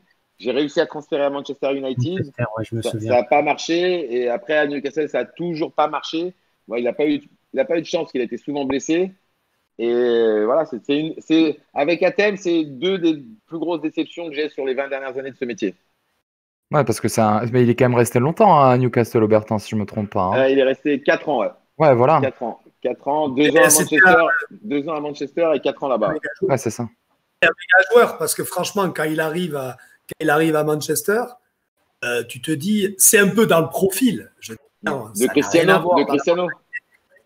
Dans le profil, Ouais. c'est le même. Mais Ferguson le voyait comme ça. Au fond de moi, je me disais, il faut que je l'aide à s'endurcir parce que ça venait pas du même milieu. Cristiano, c'est quelqu'un qui vient d'un milieu défavorisé, pas de papa très vite. Donc, c'est devenu un chien très vite. Tu vois, un mec, je te mange, il faut que je réussisse. Gabi, une mère bien éduquée, un niveau social assez au-dessus de la moyenne et très intelligent, brillant. Il a eu le bac avec mention très bien. Il parlait déjà 3 langues, il était en terminale. Il a appris l'italien comme ça. D'accord. Et il parlait Non, mais- anglais couramment. Quand il a fait sa première conférence de presse à Manchester, Ferguson, il m'a dit putain, s'il est aussi intelligent, s'il est aussi fort qu'intelligent, on va se faire plaisir. Et après, finalement, Laurent Blanc me dira un jour, il est trop intelligent pour le foot. Je lui dis, mais Lolo, c'est pas possible. Il m'a dit, si, Karim. Quand je vais le mettre remplaçant, il comprend tout de suite avant les autres ce que je vais faire, pas faire, et je vois qu'il perd le moral. Eh ouais. Franchement, Ah, mais tu vois, c'est des anecdotes comme ça que moi, ça me fait un plaisir de fou d'entendre des choses comme ça. Je vais continuer sur une question de Fleck. Voyez-vous d'un bon œil les cas des joueurs gérés par la famille ou proches, entre parenthèses le cas Rabiot ou le jeune Gay qui vient de signer à l'OM? Est-ce que cela semble être un choix dangereux? Non, ça revient à ce que posé la question sur Sofiane pour Rwanda et ça dépend. Ça dépend s'il y a les compétences ou pas.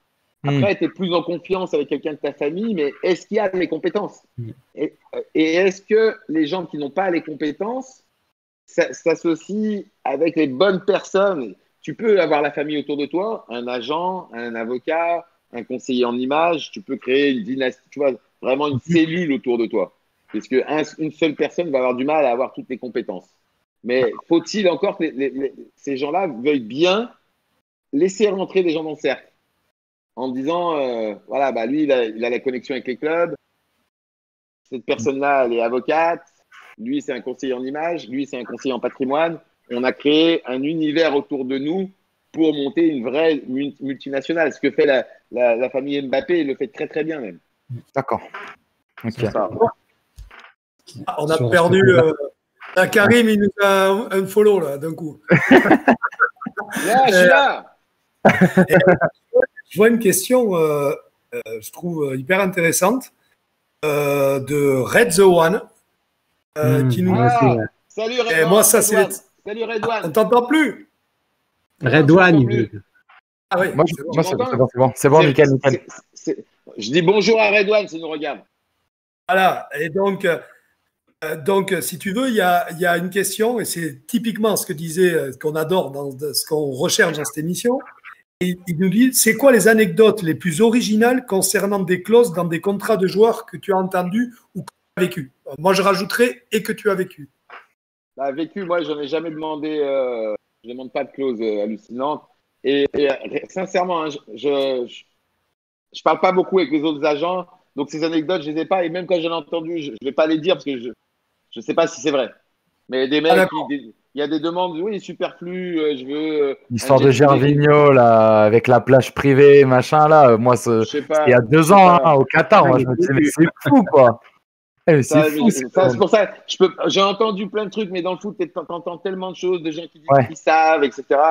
Donc, bon, moi, je ne veux pas faire le clown qui répète des trucs. Si j'ai vu un truc, je dis oui, j'ai vu, mais moi, ça m'est jamais arrivé. Pas vu. Justement, toi, est-ce que tu as vécu des. Oh, vas-y. On est connectés, toi et moi, aujourd'hui. Non, est-ce que tu as des anecdotes que toi-même tu as vécues avec des joueurs ou même dans le monde du foot ou n'importe? Pour revenir à la question. Anecdotes, ouais, j'en ai plein. Je vais vous donner un truc. La même année, je transfère Karim de Lyon au Real. Et donc, vous connaissez l'histoire. Je vous ai dit, on a laissé que le Real et Manchester négocier directement avec l'OL, c'était le choix. Bon, quand il a fallu annoncer à Sir Alex Ferguson, qui n'est pas n'importe qui, que Karim il n'allait pas venir chez lui, j'explique, j'ai bu de l'eau, presque j'allais mettre un costard, j'étais pas bien. Pourquoi en plus j'étais pas bien? Parce que j'allais le blesser, parce qu'il comptait vraiment le faire venir. Et je voyais qu'il était fou de lui. Que ce soit l'un ou l'autre, j'allais décevoir quelqu'un. Du moins, Karim allait décevoir quelqu'un, mais mon travail, c'est de l'annoncer. Donc, j'avais demandé. Et en parallèle, j'étais en train de faire un coup de magie de mettre Obertan à Manchester. D'accord. Donc, je suis obligé d'appeler le mec. Et moi, tu sais, je me dis, Ferguson, il ne me ferait pas le coup de dire, ouais, mais moi, vu que Benzema n'est pas venu, je ne prends pas Obertan. Et la grandeur du monsieur, je l'appelle. Je dis, voilà, je voudrais venir me voir. Il dit, mais pourquoi tu veux venir me voir? Dis-moi. Je dis, non, mais il faut qu'on ait une discussion. Il me dit, non, mais c'est bon, j'ai compris, Karim. Il veut aller au Real? Je dis, ouais, c'est ça, sœur, voilà, je suis désolé. Il me dit, non, sois pas désolé, c'est bien, c'est un club. Il a été la classe, tu vois, alors que moi, j'avais peur, mais tu vois, j'étais pas un gamin de 12 ans, mais presque. Comme quand tu rentres avec un 0 en maths et que tu t'attendais à la porte, tu vois. Alors que c'était au téléphone, tu vois. Et il me dit, non, mais je comprends, tu lui souhaiteras bonne chance, bon courage, la classe internationale. Et moi, j'allais lui dire, tu sais, j'étais tellement en sécurité, j'allais lui dire, en fait, Obertan, il finit, il fait, bon, ça ne change rien pour Obertan, demain, je me mets en relation avec Bordeaux. C'est-à-dire que dans la même année, j'ai transféré un joueur au Real et un. Mais dans les anecdotes où je te dis, j'en menais pas large de prendre mon téléphone et d'annoncer à ce monstre du foot, alors tu vois, il l'aimait beaucoup. Vraiment beaucoup. Il est venu chez Karim, il est venu plusieurs fois le scouter tout seul. Hop, regarder les matchs avec moi, on regardait. Il était amoureux de lui, quoi. Mais justement, pour en revenir sur Karim, est-ce que toi, tu aurais des anecdotes, par exemple au Real ou des choses comme ça qui te viendraient en tête, puisqu'aujourd'hui, ça fait 11 ans que Karim a officiellement signé au Real de Madrid. Est-ce que tu en as eu avec le Real aussi? Justement, là, aujourd'hui, ça fait 11 ans exactement. Il a été présenté, c'était il y a 2 heures, on va dire. il y a 11 ans exactement, à 20h, il allait être présenté au stade. On avait vu les images la veille de Cristiano. Tu vois, déjà, Karim qui est ultra timide, il a dit, mais moi, je vais pas faire ça. Je lui ai dit, tu vas le faire. Il m'a dit, mais non, je peux pas, Karim, je peux pas. Ouais, il m'a dit, non, mais déjà, je peux pas parler espagnol. Son petit frère qui passait le bac à l'époque lui a appris des phrases tranquilles. Ce que vous le voyez dire dans la vidéo, c'est son frère qui lui a appris. Il répète, ou on arrive dedans au vestiaire, il change. Donc déjà, c'est la première fois qu'il voit le vestiaire du Real. Tu vois, il a l'émotion, c'était trop beau. C'est tout dans ma tête, c'est trop beau. Il y avait une bâche comme ça, un escalier, et il me dit, va voir, va voir. Et on entendait le bruit, waouh, waouh. Je regarde, il me dit, il y a beaucoup de monde. Je dis, non, non, pas. Il y avait 25 000 personnes. Et il me dit, vas-y, tu mens, tu mens. Il regarde, il se retourne, il me dit, j'y vais pas. Je dis, quoi? Il me dit, non, j'y vais pas. Mais non, mais t'es fou, tu peux pas. Il y a le président, il y a Di Stefano. Non, mais je rigole, j'y vais. Mais là, son frère et moi, on était tombés par terre. Mais Karim, Coco, parce que nous, on l'appelle Coco. Sa famille l'appelle Coco. Donc, non, mais Coco, tu peux pas faire ça. Il m'a dit, non, j'y vais pas. J'y vais pas. Parce que quand tu le vois comme ça, Karim, sérieux et tout, c'est un blagueur. Il adore rigoler. Ouais. Mais quand il nous a dit ça, j'allais tomber dans les pommes. Il a dit, non, non, j'y vais pas, laisse tomber. Il repartait vers le vestiaire. Les gens du Real, les officiels, ils disaient, mais qu'est-ce qu'il fait? J'ai dit, non, non, reviens. Il dit, mais non, je rigole. Mais tu vois, il y a eu 2 secondes de blanc. Ah, mais c'est fou, c'est fou. Et tu vois, moi, c'est ce genre d'anecdote que. Attends, juste, et juste avant de partir, il dit, et je dis quoi déjà? Tu vois, il dit à son frère, et au fait, je dis quoi déjà? Et pareil, là, son frère, il bafouille. Il dit, mais c'est bon, je vais y arriver. Il a pression à sa place. Ouais, c'est ça. Et tu vois, Karim, il n'a jamais la pression. Jamais. Alors, juste sur les propos, juste avant de ce que tu disais aussi sur le transfert, dans le sens inverse, où tu dis tu fais Aubertin, tu fais ce coup de magie. Tu sais, tu parles de coup de magie. Ouais, parce qu'il ne jouait pas. C'est toi qui es derrière le transfert de notre cher Julien Faubert aussi à Madrid. Non, c'est pas moi. Non. Parce que là, c'est pas moi. C'est pas un coup de magie, c'est fantastique. Ouais, c'était plus Karim Diaziri, c'était Karim Houdini là. Hein. Oh. Voilà, non, mais à l'époque, Julien, avec ses qualités, correspond à ce que la direction du club sportif veut. Parce qu'il joue en équipe de France, il est rapide, il est costaud, il pistonne sur le côté. Voilà. Bon. Il joue une sélection, le 10 dans le dos et il claque un but. Voilà. Mais ce qui était étrange dans ce dossier-là, c'est que le Real, c'est pas un club qui se fait prêter des joueurs. Ça n'existe pas. Le Real, il n'y a pas de prêt de joueurs. Si tu regardes dans les joueurs, le Real, il prête des joueurs, mais ils ne se font pas prêter de joueurs, le Real. Ça n'existe pas. Il faudrait regarder dans l'histoire combien de joueurs ont été prêtés au Real. Ça doit être extrêmement rare. C'est comme un jour, Florentino, il m'a dit, Karim, on ne demande pas de partir du Real. C'est le Real qui te demande de partir. Ou toi, tu sais le jour où il faut que tu partes. C'est-à-dire qu'il n'y a jamais un joueur qui a fait un bras de fer pour partir du Real. Ça n'existe pas. C'est sûr. Ouais. Tous les mecs qui veulent rester, ils pourraient rester toute leur vie. T'as là qui font pas des bras de fer, mais là qui jouent un peu plus au golf, quoi. Bah, il y en a qui veulent pas partir. Ils se sentent tellement bien au Real. Parce que quand tu pars du Real, tu peux pas faire mieux. Ce que les gens ils voient pas, le Real, le Barça, tout ça. Le Real, c'est le seul club où ils arrivent, c'est les Beatles. Ah bah ouais. Tu vois, la fan zone de Barça, c'est une chose. Alors, t'as un mec comme Zizou qui dit bon, mais je pense que j'ai bouclé la boucle, il s'en va, et puis après il revient. Après, parce que pour Zizou, ça va être extrêmement difficile, surtout avec les résultats qu'il a accomplis. Quand tu fais ce qu'il est en train de faire et tout, va trouver un club où lui il se sent bien dans la ville, il a joué, c'est la mentalité, tout va. Kiffe, quoi. Ouais, c'est un très bon entraîneur, mais parce qu'il n'y a que la sélection. Bah voilà, ouais. Que la sélection. Ouais. Bon, après, il pourra avoir des résultats ailleurs mais il faudra qu'il ait les moyens parce que maintenant, il est dans un système où, même si pour lui, c'est pas facile cette année parce qu'il intègre des jeunes et c'est compliqué, une équipe qui était pas bien l'année dernière, qui reprend bien avec lui. Ouais, moi, il y a une question très intéressante là que je voulais te poser. Et du coup, c'est la question de Nico, 73 160. Tu en penses quoi des joueurs qui ne signent pas leur premier contrat pro avec leur club formateur? Ça a été l'un de nos débats lundi. Ça devrait être interdit. Ah.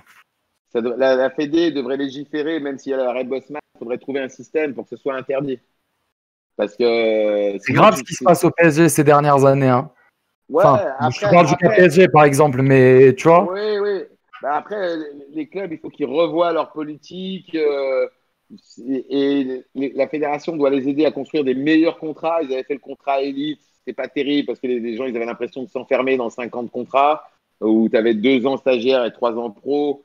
Il faut que mais il n'y a pas assez de table ronde sur le sujet des agents, des dirigeants, que ce soit de la Fédé ou des clubs ou des formateurs pour dire à quoi on est confronté. Le vrai problème, on est confronté à des propositions supérieures financières de clubs étrangers qui se disent on n'a pas fait tout le travail de formation, donc on peut mettre de l'argent, 100 000, 300 000, 600 000, 2 millions même. Parce que si par chance, vous m'entendez? Oui, on t'entend, t'inquiète. Ouais. Si par chance le gamin il perce, on va le vendre 10 millions. Mais aujourd'hui, il faudrait presque un engagement lors du dernier contrat stagiaire de dire si le joueur ne signe pas son premier contrat pro dans son club formateur, il doit payer une indemnité de X centaines de milliers d'euros ou au nombre d'années qu'il a passé. On dit que c'est l'indemnité de formation, mais il faudrait que ce soit une pénalité.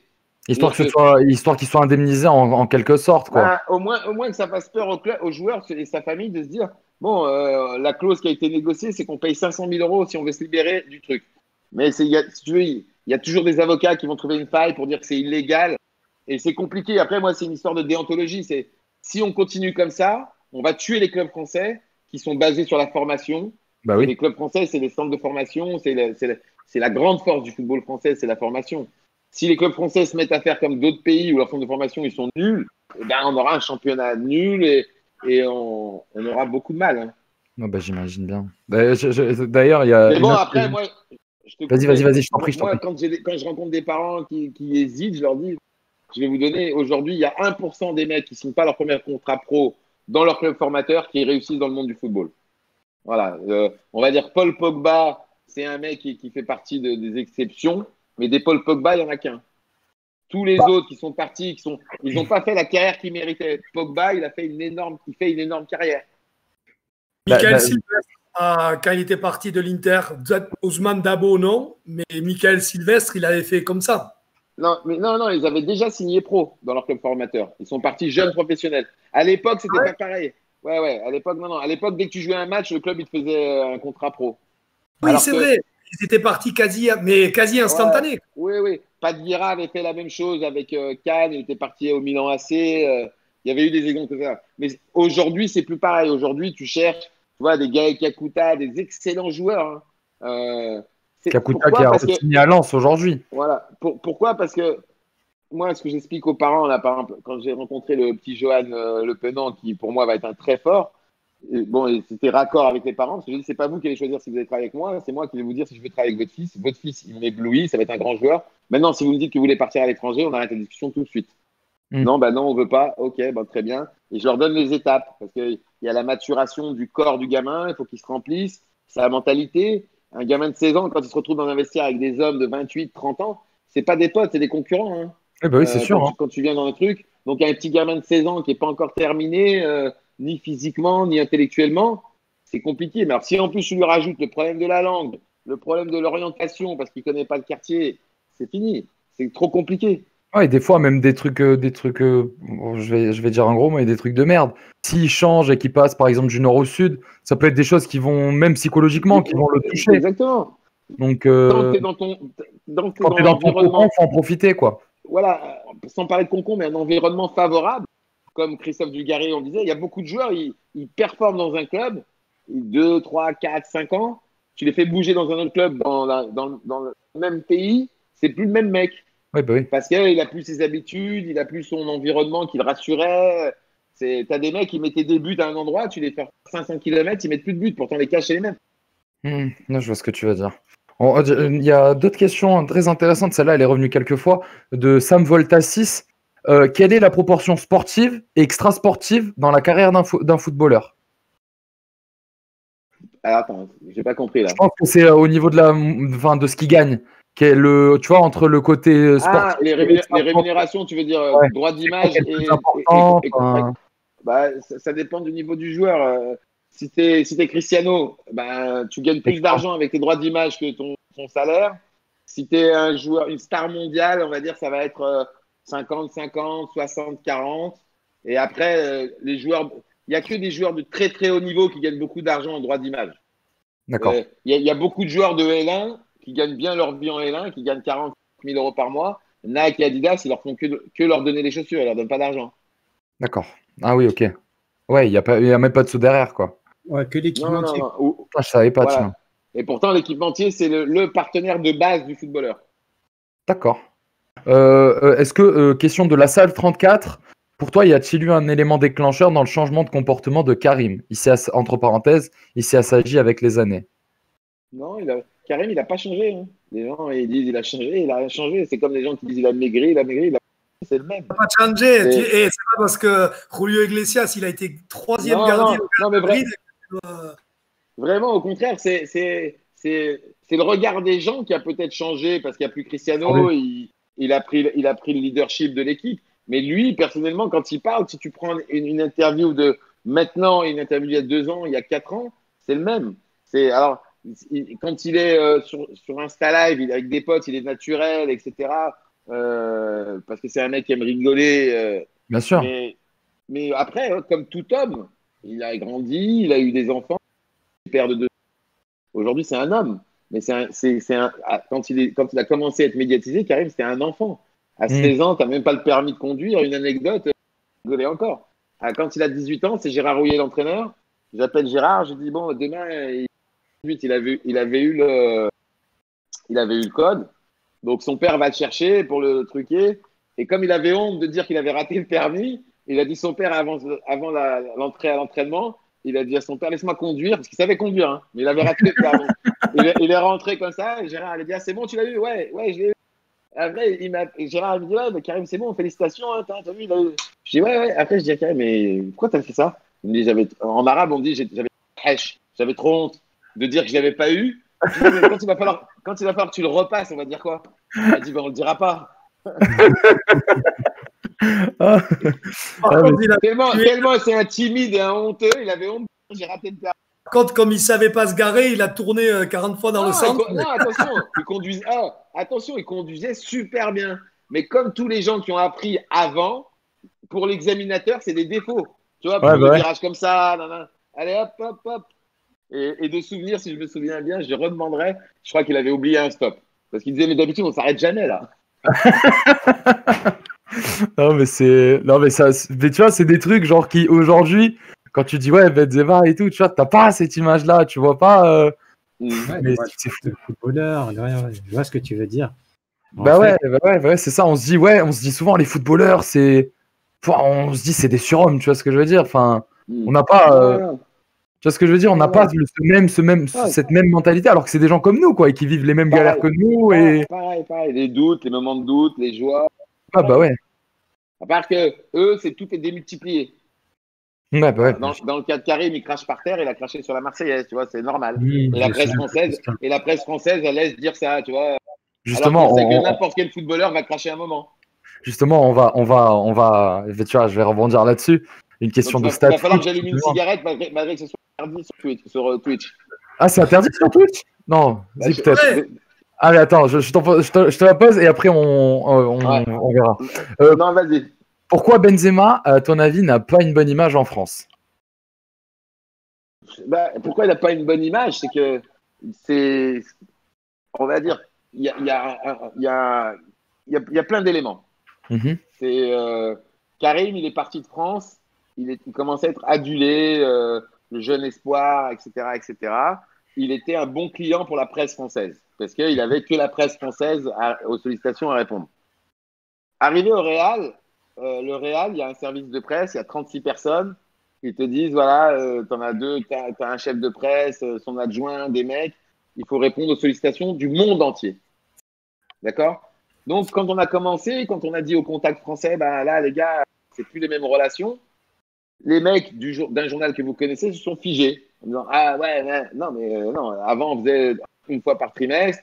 Et il y a des médias qui ont commencé à tordre l'image de Karim, parce que c'est facile pour un média de dire quand quelqu'un est moyen, de finalement le cacher, de dire qu'il est bon. Quand quelqu'un il est bon, de ne pas le dire et de mettre de côté.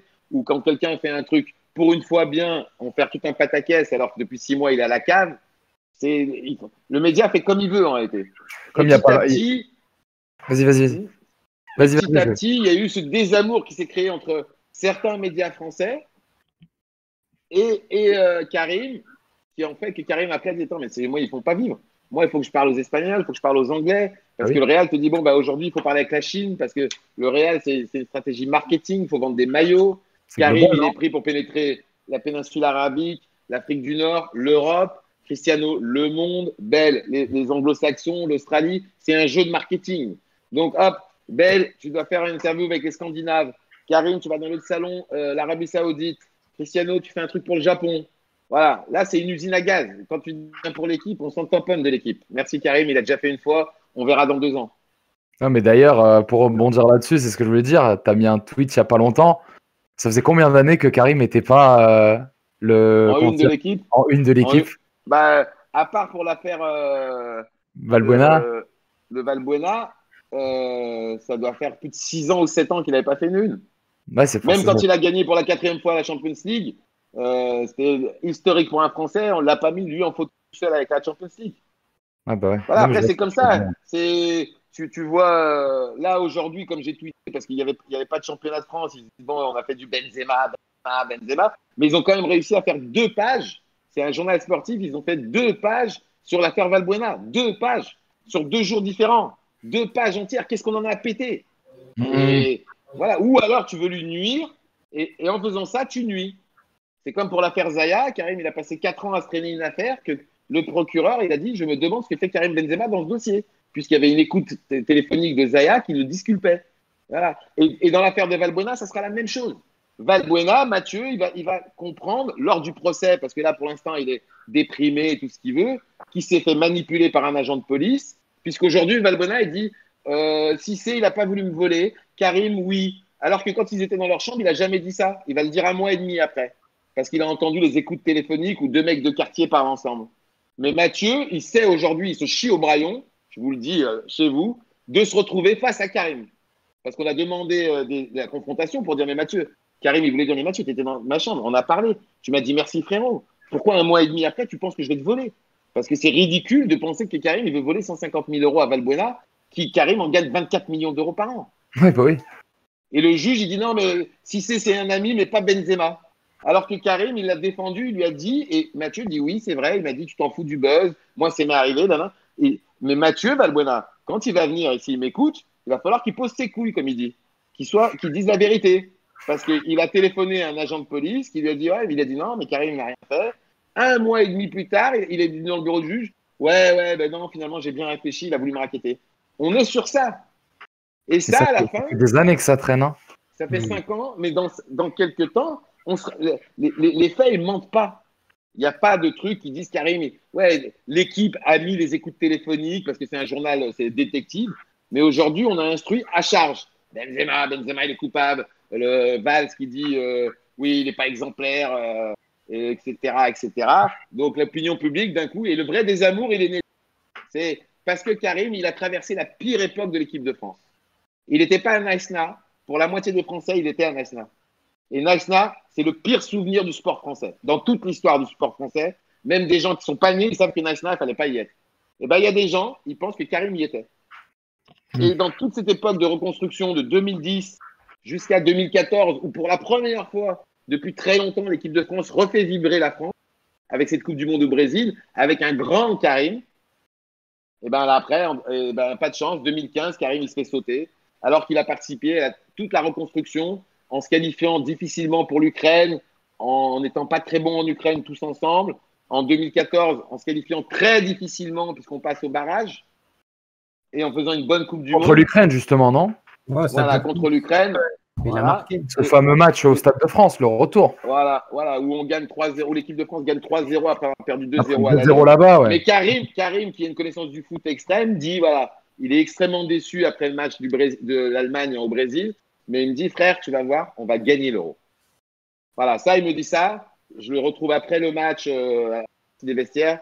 Je lui ai dit ça va, t'es pas trop dégoûté? Il m'a dit si, un peu, tout. Il m'a dit t'as vu ce qu'il a sorti Neuer? Tu vois, là, et il avait eu 2-3 occasions. Il est quand même. Il y a un truc que ce soir va me permettre de bien dormir. Frère, il m'a dit, je te garantis, Inch'Allah, on va gagner l'Euro. Avec cette équipe, on a plus d'expérience, on va gagner l'Euro.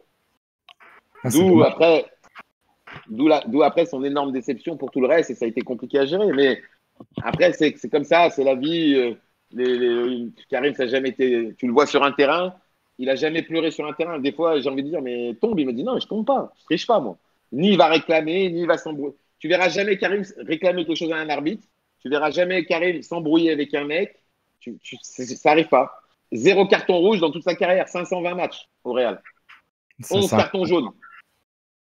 Non, mais c'est un mec qui est très calme et qui, bon, il a déjà pas. mais voilà. Regarde, on va prendre 2 joueurs de niveau, dans la même galaxie, même si c'est pas le même type de joueur, pas la même qualité. Suarez, c'est un mec qui est très truqueur. Oui, c'est un mec qui joue beaucoup. Voilà, qui va simuler, crier, il va planter, mordre, insulter. Karim, tu ne verras jamais faire ça. Karim, c'est le sang-froid personnalisé. Tu lui mets un coup, il se relève, il dit ça fait partie du jeu. Tu lui remets un deuxième coup. Là, il va te regarder, il va dire ok, la prochaine fois, je vais me soulever, je vais mettre ma semelle sur ton talon, tu vas comprendre. Et si tu lui fais un croche-patte dans la surface et que l'arbitre ne siffle pas penalty, il ne va pas aller pleurer comme une folle à dire arbitre, penalty. Tu verras jamais Karim dans. Et c'est pour ça que les gens tu vois, le cernent pas en réalité. Bah ouais. Parce que les gens qui ont un sang-froid comme ça, les gens, on a du mal à les cerner, on se dit, ils me font peur. Et Karim fait peur, je pense. Non, on se fait une fausse idée. On se fait une fausse idée depuis des années. Et puis, bah, c'est pas ce que lui, en tout cas, retransmet, ne serait-ce que dans sa personne, dans ses interviews, etc. Ouais. C'est loin d'être le personnage qu'on se fait en France depuis des années, quoi. Bah, non, mais qu'on veut bien nous qu'on veut nous le faire passer, bien sûr. Voilà. Quand tu vois que les meilleurs joueurs du monde, ils jouent avec lui, et quand ils partent, ils disent c'est un des meilleurs joueurs avec qui j'ai joué, etc. Tous. Bah, Cristiano, la preuve, hein, aujourd'hui encore, il en parle. Il peut pas dire le contraire, Cristiano. Mais il admet, tu vois ce que je veux dire, il le sait. Au Real Madrid, si tu n'es pas irréprochable, tu ne restes pas au Real Madrid. Ouais. Le président, il faut que vous sachiez, c'est un des mecs les plus puissants au monde. C'est le 3e constructeur de bâtiments, de BTP, dans le monde entier. C'est-à-dire que c'est un mec qui génère des milliards de chiffres d'affaires, qui est très puissant, qui était politicien, mais qui a après arrêté la politique. C'est un mec qui est comme ça. Si ça ne va pas avec un mec, c'est par ici la sortie. Il dégage. Ouais, il cherche pas à comprendre. Ozil, c'est un très grand joueur. À un moment, son père et lui, ils cassaient la tête pour un salaire. Ils n'étaient pas sérieux. Circule. Bon, on voit ce que ça a donné à Arsenal. Hein. Voilà. Di Maria, il a fait la même. Circule. Par ici la sortie, il est parti à Manchester. Bon, moi, c'est Angel, c'est un joueur que j'aime beaucoup et un mec que j'aime beaucoup. Je suis content parce qu'à Manchester, il avait coulé. À PSG, il a relevé la tête, tu vois. On va enchaîner sur peut-être une dernière ou avant-dernière question. Une question, bah pareil. J'ai perdu. Vous m'entendez là? Ouais, on t'entend, ouais. T'as plus de batterie? Ouais, non, les AirPods. Ouais. Bon, bah on va essayer. De toute façon, ça fait un bon moment. Bien, moi. Bon, bah nickel. Ça fait un petit moment qu'on est en live, les gars. Bien sûr. Mais ça fait 1h30 qu'on est en live, hein, ça passe vite. Hein. On n'a même pas parlé d'actualité, mais bon, on restera sur l'interview, les gars. Ce sera une grosse interview qui fera vraiment plaisir. Donc, ça va rejoindre une question que j'ai vue sur Twitter, mais j'ai plus le nom. Et c'est pareil de Red Tef. Y a-t-il une chance un jour de voir Karim avec la sélection algérienne? Non, parce qu'il a déjà joué avec l'équipe de France. Et du moment où tu peux pas jouer avec une deuxième sélection. Ouais, il y aura jamais de. J'ai vu quelqu'un hier qui a dit oui, s'il est déchu de sa nationalité. C'est ça, c'était celle-là la question que j'avais en tête. Ouais, voilà, mais il faudrait que le gouvernement le déchoie de sa nationalité, etc. Non. C'est encore un autre souci, quoi. Non, aujourd'hui, c'est comme ça. L'équipe de France, elle est devenue championne du monde sans lui. C'est la vie. Lui, il a fait sa vie. Il s'épanouit pleinement. Voilà, ça restera un manque. Ça a été dur pendant un moment en 2016, 2017, où il va faire en 2017-2018, il va faire la pire saison de sa carrière parce que son rêve d'enfant, il ne va pas pouvoir le réaliser. Et il sait, lui, que l'Euro, ils peuvent le gagner et que la Coupe. Je te dis, en 2014, il me dit, frère, je suis déçu ce soir, mais c'est pas grave ce soir, je vais bien m'endormir parce que, Inch'Allah, on va gagner l'Euro avec cette équipe. Antoine, tout ça, ils vont avoir plus d'expérience puisque de 2010 à 2014, les mecs, ils sont pas encore titulaires dans des grands clubs. En 2014, il y en a qui commencent à être transférés. Ça joue au PSG, ça joue à Manchester, ça joue à la Juve, ça joue à l'Atlético. Donc tout le monde joue la Champions League. C'est pas des joueurs tu vois, auparavant, Antoine, il venait de la Real Sociedad. Il avait joué un match Champions League pour mettre un ciseau en tour préliminaire contre lui. À Lyon. C'était, si tu veux, tout cumuler. Karim, il avait plus de buts et de matchs en Champions League que tous réunis, de tout le groupe. Donc c'était difficile. Et il a vu l'équipe se construire et les talents émerger. Raph, parce qu'il le voyait tous les jours. Paul, parce que Karim, il connaît le foot, il voyait le joueur que c'était. Et il disait, ça y est. Il disait, l'ossature, elle est là. Et les mecs qui viennent à côté, on est bien. Et l'expérience, parce que ce qui a manqué contre l'Allemagne en 2014, c'est l'expérience. On n'a pas géré. Il y en a, ils ont eu peur. On n'a pas bien géré les moments forts. Voilà, parce qu'ils nous ont mis un but sur, si vous vous souvenez, là, Hummels, il prend Varane de trucs. Mais après, ils nous avaient pas bougé, les Allemands. C'est vrai que. C'est vrai, c'est dommage que il y ait eu tout ça et puis qu'il n'ait pas pu rester, puisque je pense qu'il aurait pu quand même beaucoup apporter en équipe de France à l'Euro. Il aurait apporté du jeu et du panache où aujourd'hui on ne serait pas un champion du monde entre guillemets galvaudé, où les étrangers disent ouais mais vous ne savez pas jouer au foot. Mais je leur dis mais de toute façon c'est pas la peine de savoir jouer au foot, le plus important c'est d'amener la coupe, c'est tout, le reste on s'en bat. Mais tu vois, moi je vais être très honnête avec toi, hein. Pour moi, le Portugal, quand on gagne l'Euro 2016, puisque moi du coup je suis portugais, ouais. Moi pour moi on le mérite pas, comparé au parcours de la France, tu vois. Bien sûr, mais le truc c'est qu'on peut pas, c'est comme tu as dit, ce qui intéresse c'est de gagner. Donc tu vois, par exemple, quand on compare le parcours de l'équipe de France à la Coupe du Monde, je vais peut-être faire des gens pas contents, mais pour moi le parcours de la France à la Coupe du Monde, il est pas beau. Il est pas beau à voir, les matchs sont pas ouf. Pour moi, le match déclencheur, ça a vraiment été contre l'Argentine où il y a quelque chose. Ouais. Mais voilà, mais ce qui compte, c'est qu'ils ont gagné. Et puis, dernier match, ils en plantent 5. Tu vois ce que je veux dire? Comme je dis, tant que tu ramènes la maison, que ce soit en éco ou en business, la Coupe du Monde, elle revient. Si c'est ça, exactement. Joué, et qu'elle revient, elle est dans l'avion, elle est en éco, mais elle revient avec toi. Exactement. Mais vas-y, je t'en prie. Pardon. On a souvent eu des sacrifiés dans chaque génération. Et un vraiment qui me vient en tête, c'était pour l'Euro 96 en Angleterre. Tu parles de Ginola et Cantona? Et surtout Canto. Je veux dire, Ginola évidemment, mais Canto, bon, là par exemple, Jacquet argumente sur l'aspect, en gros, il veut faire la place à Zizou pour 98. Non, c'est pas ça. Non, mais je te dis pas que c'est pas ça. Non, c'est que Canto, il faisait peur à certains mecs de l'équipe et qui ont dit mais pour le groupe, c'est mieux qu'il soit pas là, c'est un dingue. Ouais. Mais Aimé Jacquet, il a pris ses couilles à deux mains, il est parti à Manchester avec Henri-Émile et il lui a annoncé yeux dans les yeux. Écoute Eric, je vais te prendre pour telle raison, telle raison. Chose qui n'a pas été faite avec Karim. Ok, mais voilà. Alors, tu vois, tu fais les questions-réponses, c'était fabuleux. Parce qu'en fait, c'était là où je voulais venir, je voulais te poser la question.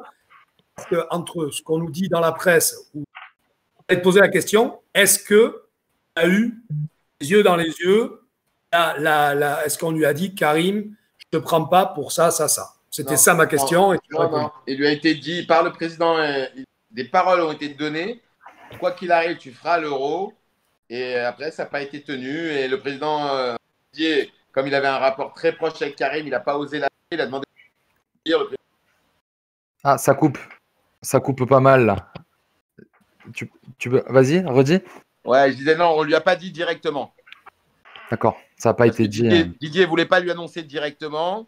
Demander au président, parce que c'est pas la décision de Didier. Tu dis pas un jour, tous les pays nous l'envient, tu le défends pas pendant 2 ans pour le jeter comme une chaussette. On lui a imposé ce choix, il a fait avec. Et d'ailleurs, il y a Tournon qui dit dans un documentaire sur l'équipe de France, voilà, la décision est arrivée d'en haut et Didier, il a dû s'y plier. C'est malheureux. Et ça, Didier, avec sa personnalité de base, il voudra jamais l'admettre, mais la vérité, elle est là. Maintenant, s'il veut faire un plateau ou s'il veut faire ce qu'il veut, je me mets en face, je lui dis là, tu mens. Tu mens. Ou alors, maintenant, je t'amène Karim. Pourquoi tu n'as même pas été capable de l'appeler pour lui dire viens, on va boire un café? Voilà, après, c'est passé il y a des années. Pendant des années, en conférence de presse, on aurait dit qu'on parlait d'un serial killer quand on a parlé de Karim. Arrêtez de me parler de Karim, laissez-moi tranquille. Tu dis que tu fais un choix sportif, tu ne peux pas enlever un des meilleurs joueurs. Ce qui te sauve, c'est d'avoir eu des résultats à l'Euro, mais l'Euro, il était destiné à ce que tu fasses pour le gagner. Bon, bah, tu l'as perdu parce que pour revenir, certes, le Portugal ne méritait pas, mais Cristiano méritait. Parce que jusqu'au fait d'être blessé, comme il a coaché l'équipe, quand on le voit sur le bord du terrain, c'est une dinguerie, quoi. C'est une dinguerie. Il fallait qu'il ait un titre majeur. On aurait dit Leandro qui coach à S-Foot, je te dis. C'est son clone, vous le voyez. Arrête, ils vont croire que je suis un dictateur. Je suis quelqu'un de très gentil en plus. Ah bah attends, il y a des dictateurs qui sont gentils en privé. Hein. C'est vrai. Non, mais c'est vrai. Non, mais je suis très sympa avec tout le monde. Non, mais on va finir sur une dernière question qui pour moi est une question assez ouverte et sur laquelle bah, voilà, tu pourras donner un vrai avis. On a perdu Sofiane là. Hein. Non, là, vous voyez là. Sofiane, on te voit, on dirait que ta caméra, elle a enlevé ses lunettes. Mets ta main devant. Mets ta main devant. Comme ça, sans les lunettes. Sans les lunettes, c'est ma vue, ça. Non, juste ta main, mets ta main. Faut que tu fasses avec ta main. Voilà, et tu reviens en arrière. Bon. Et t'as la chicha à côté, ça fait de la buée. Ce que je voulais te demander, question de Fleck. Qu'est-ce que tu conseillerais pour quelqu'un qui veut devenir agent? Quels seraient les conseils que tu produirais pour quelqu'un qui veut faire le métier d'agent?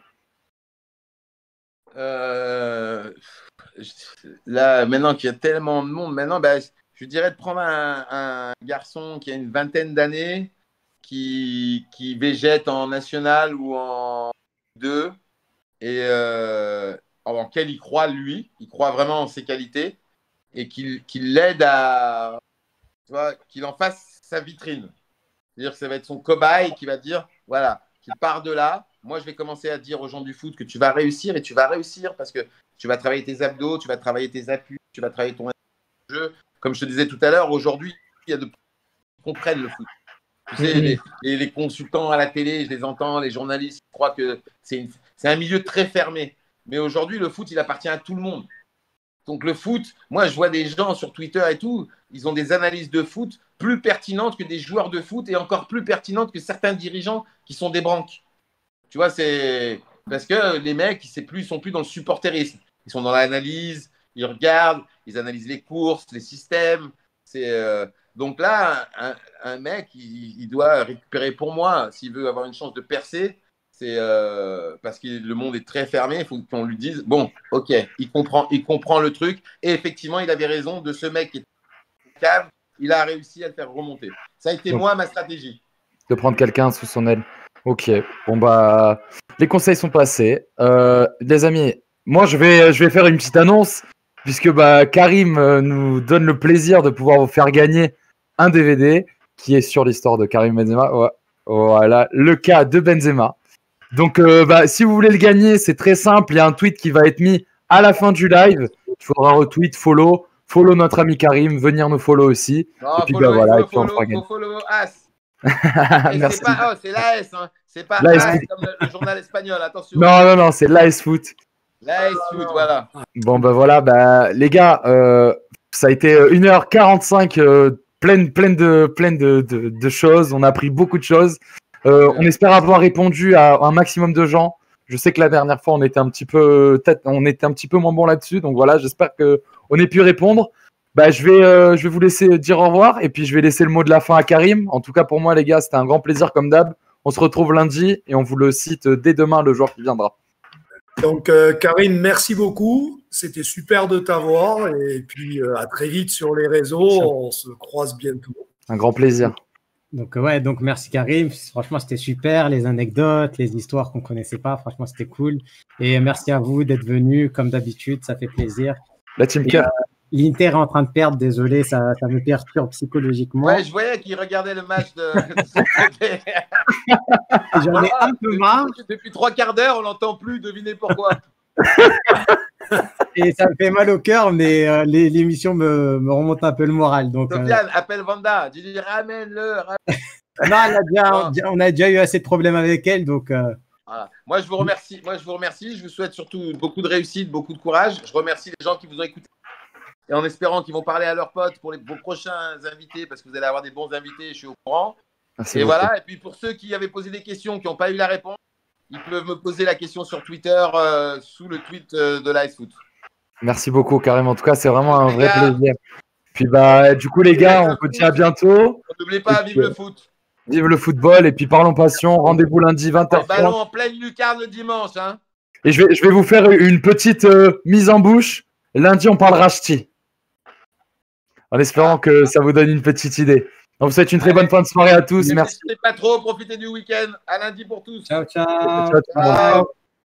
Bye bye. Hey.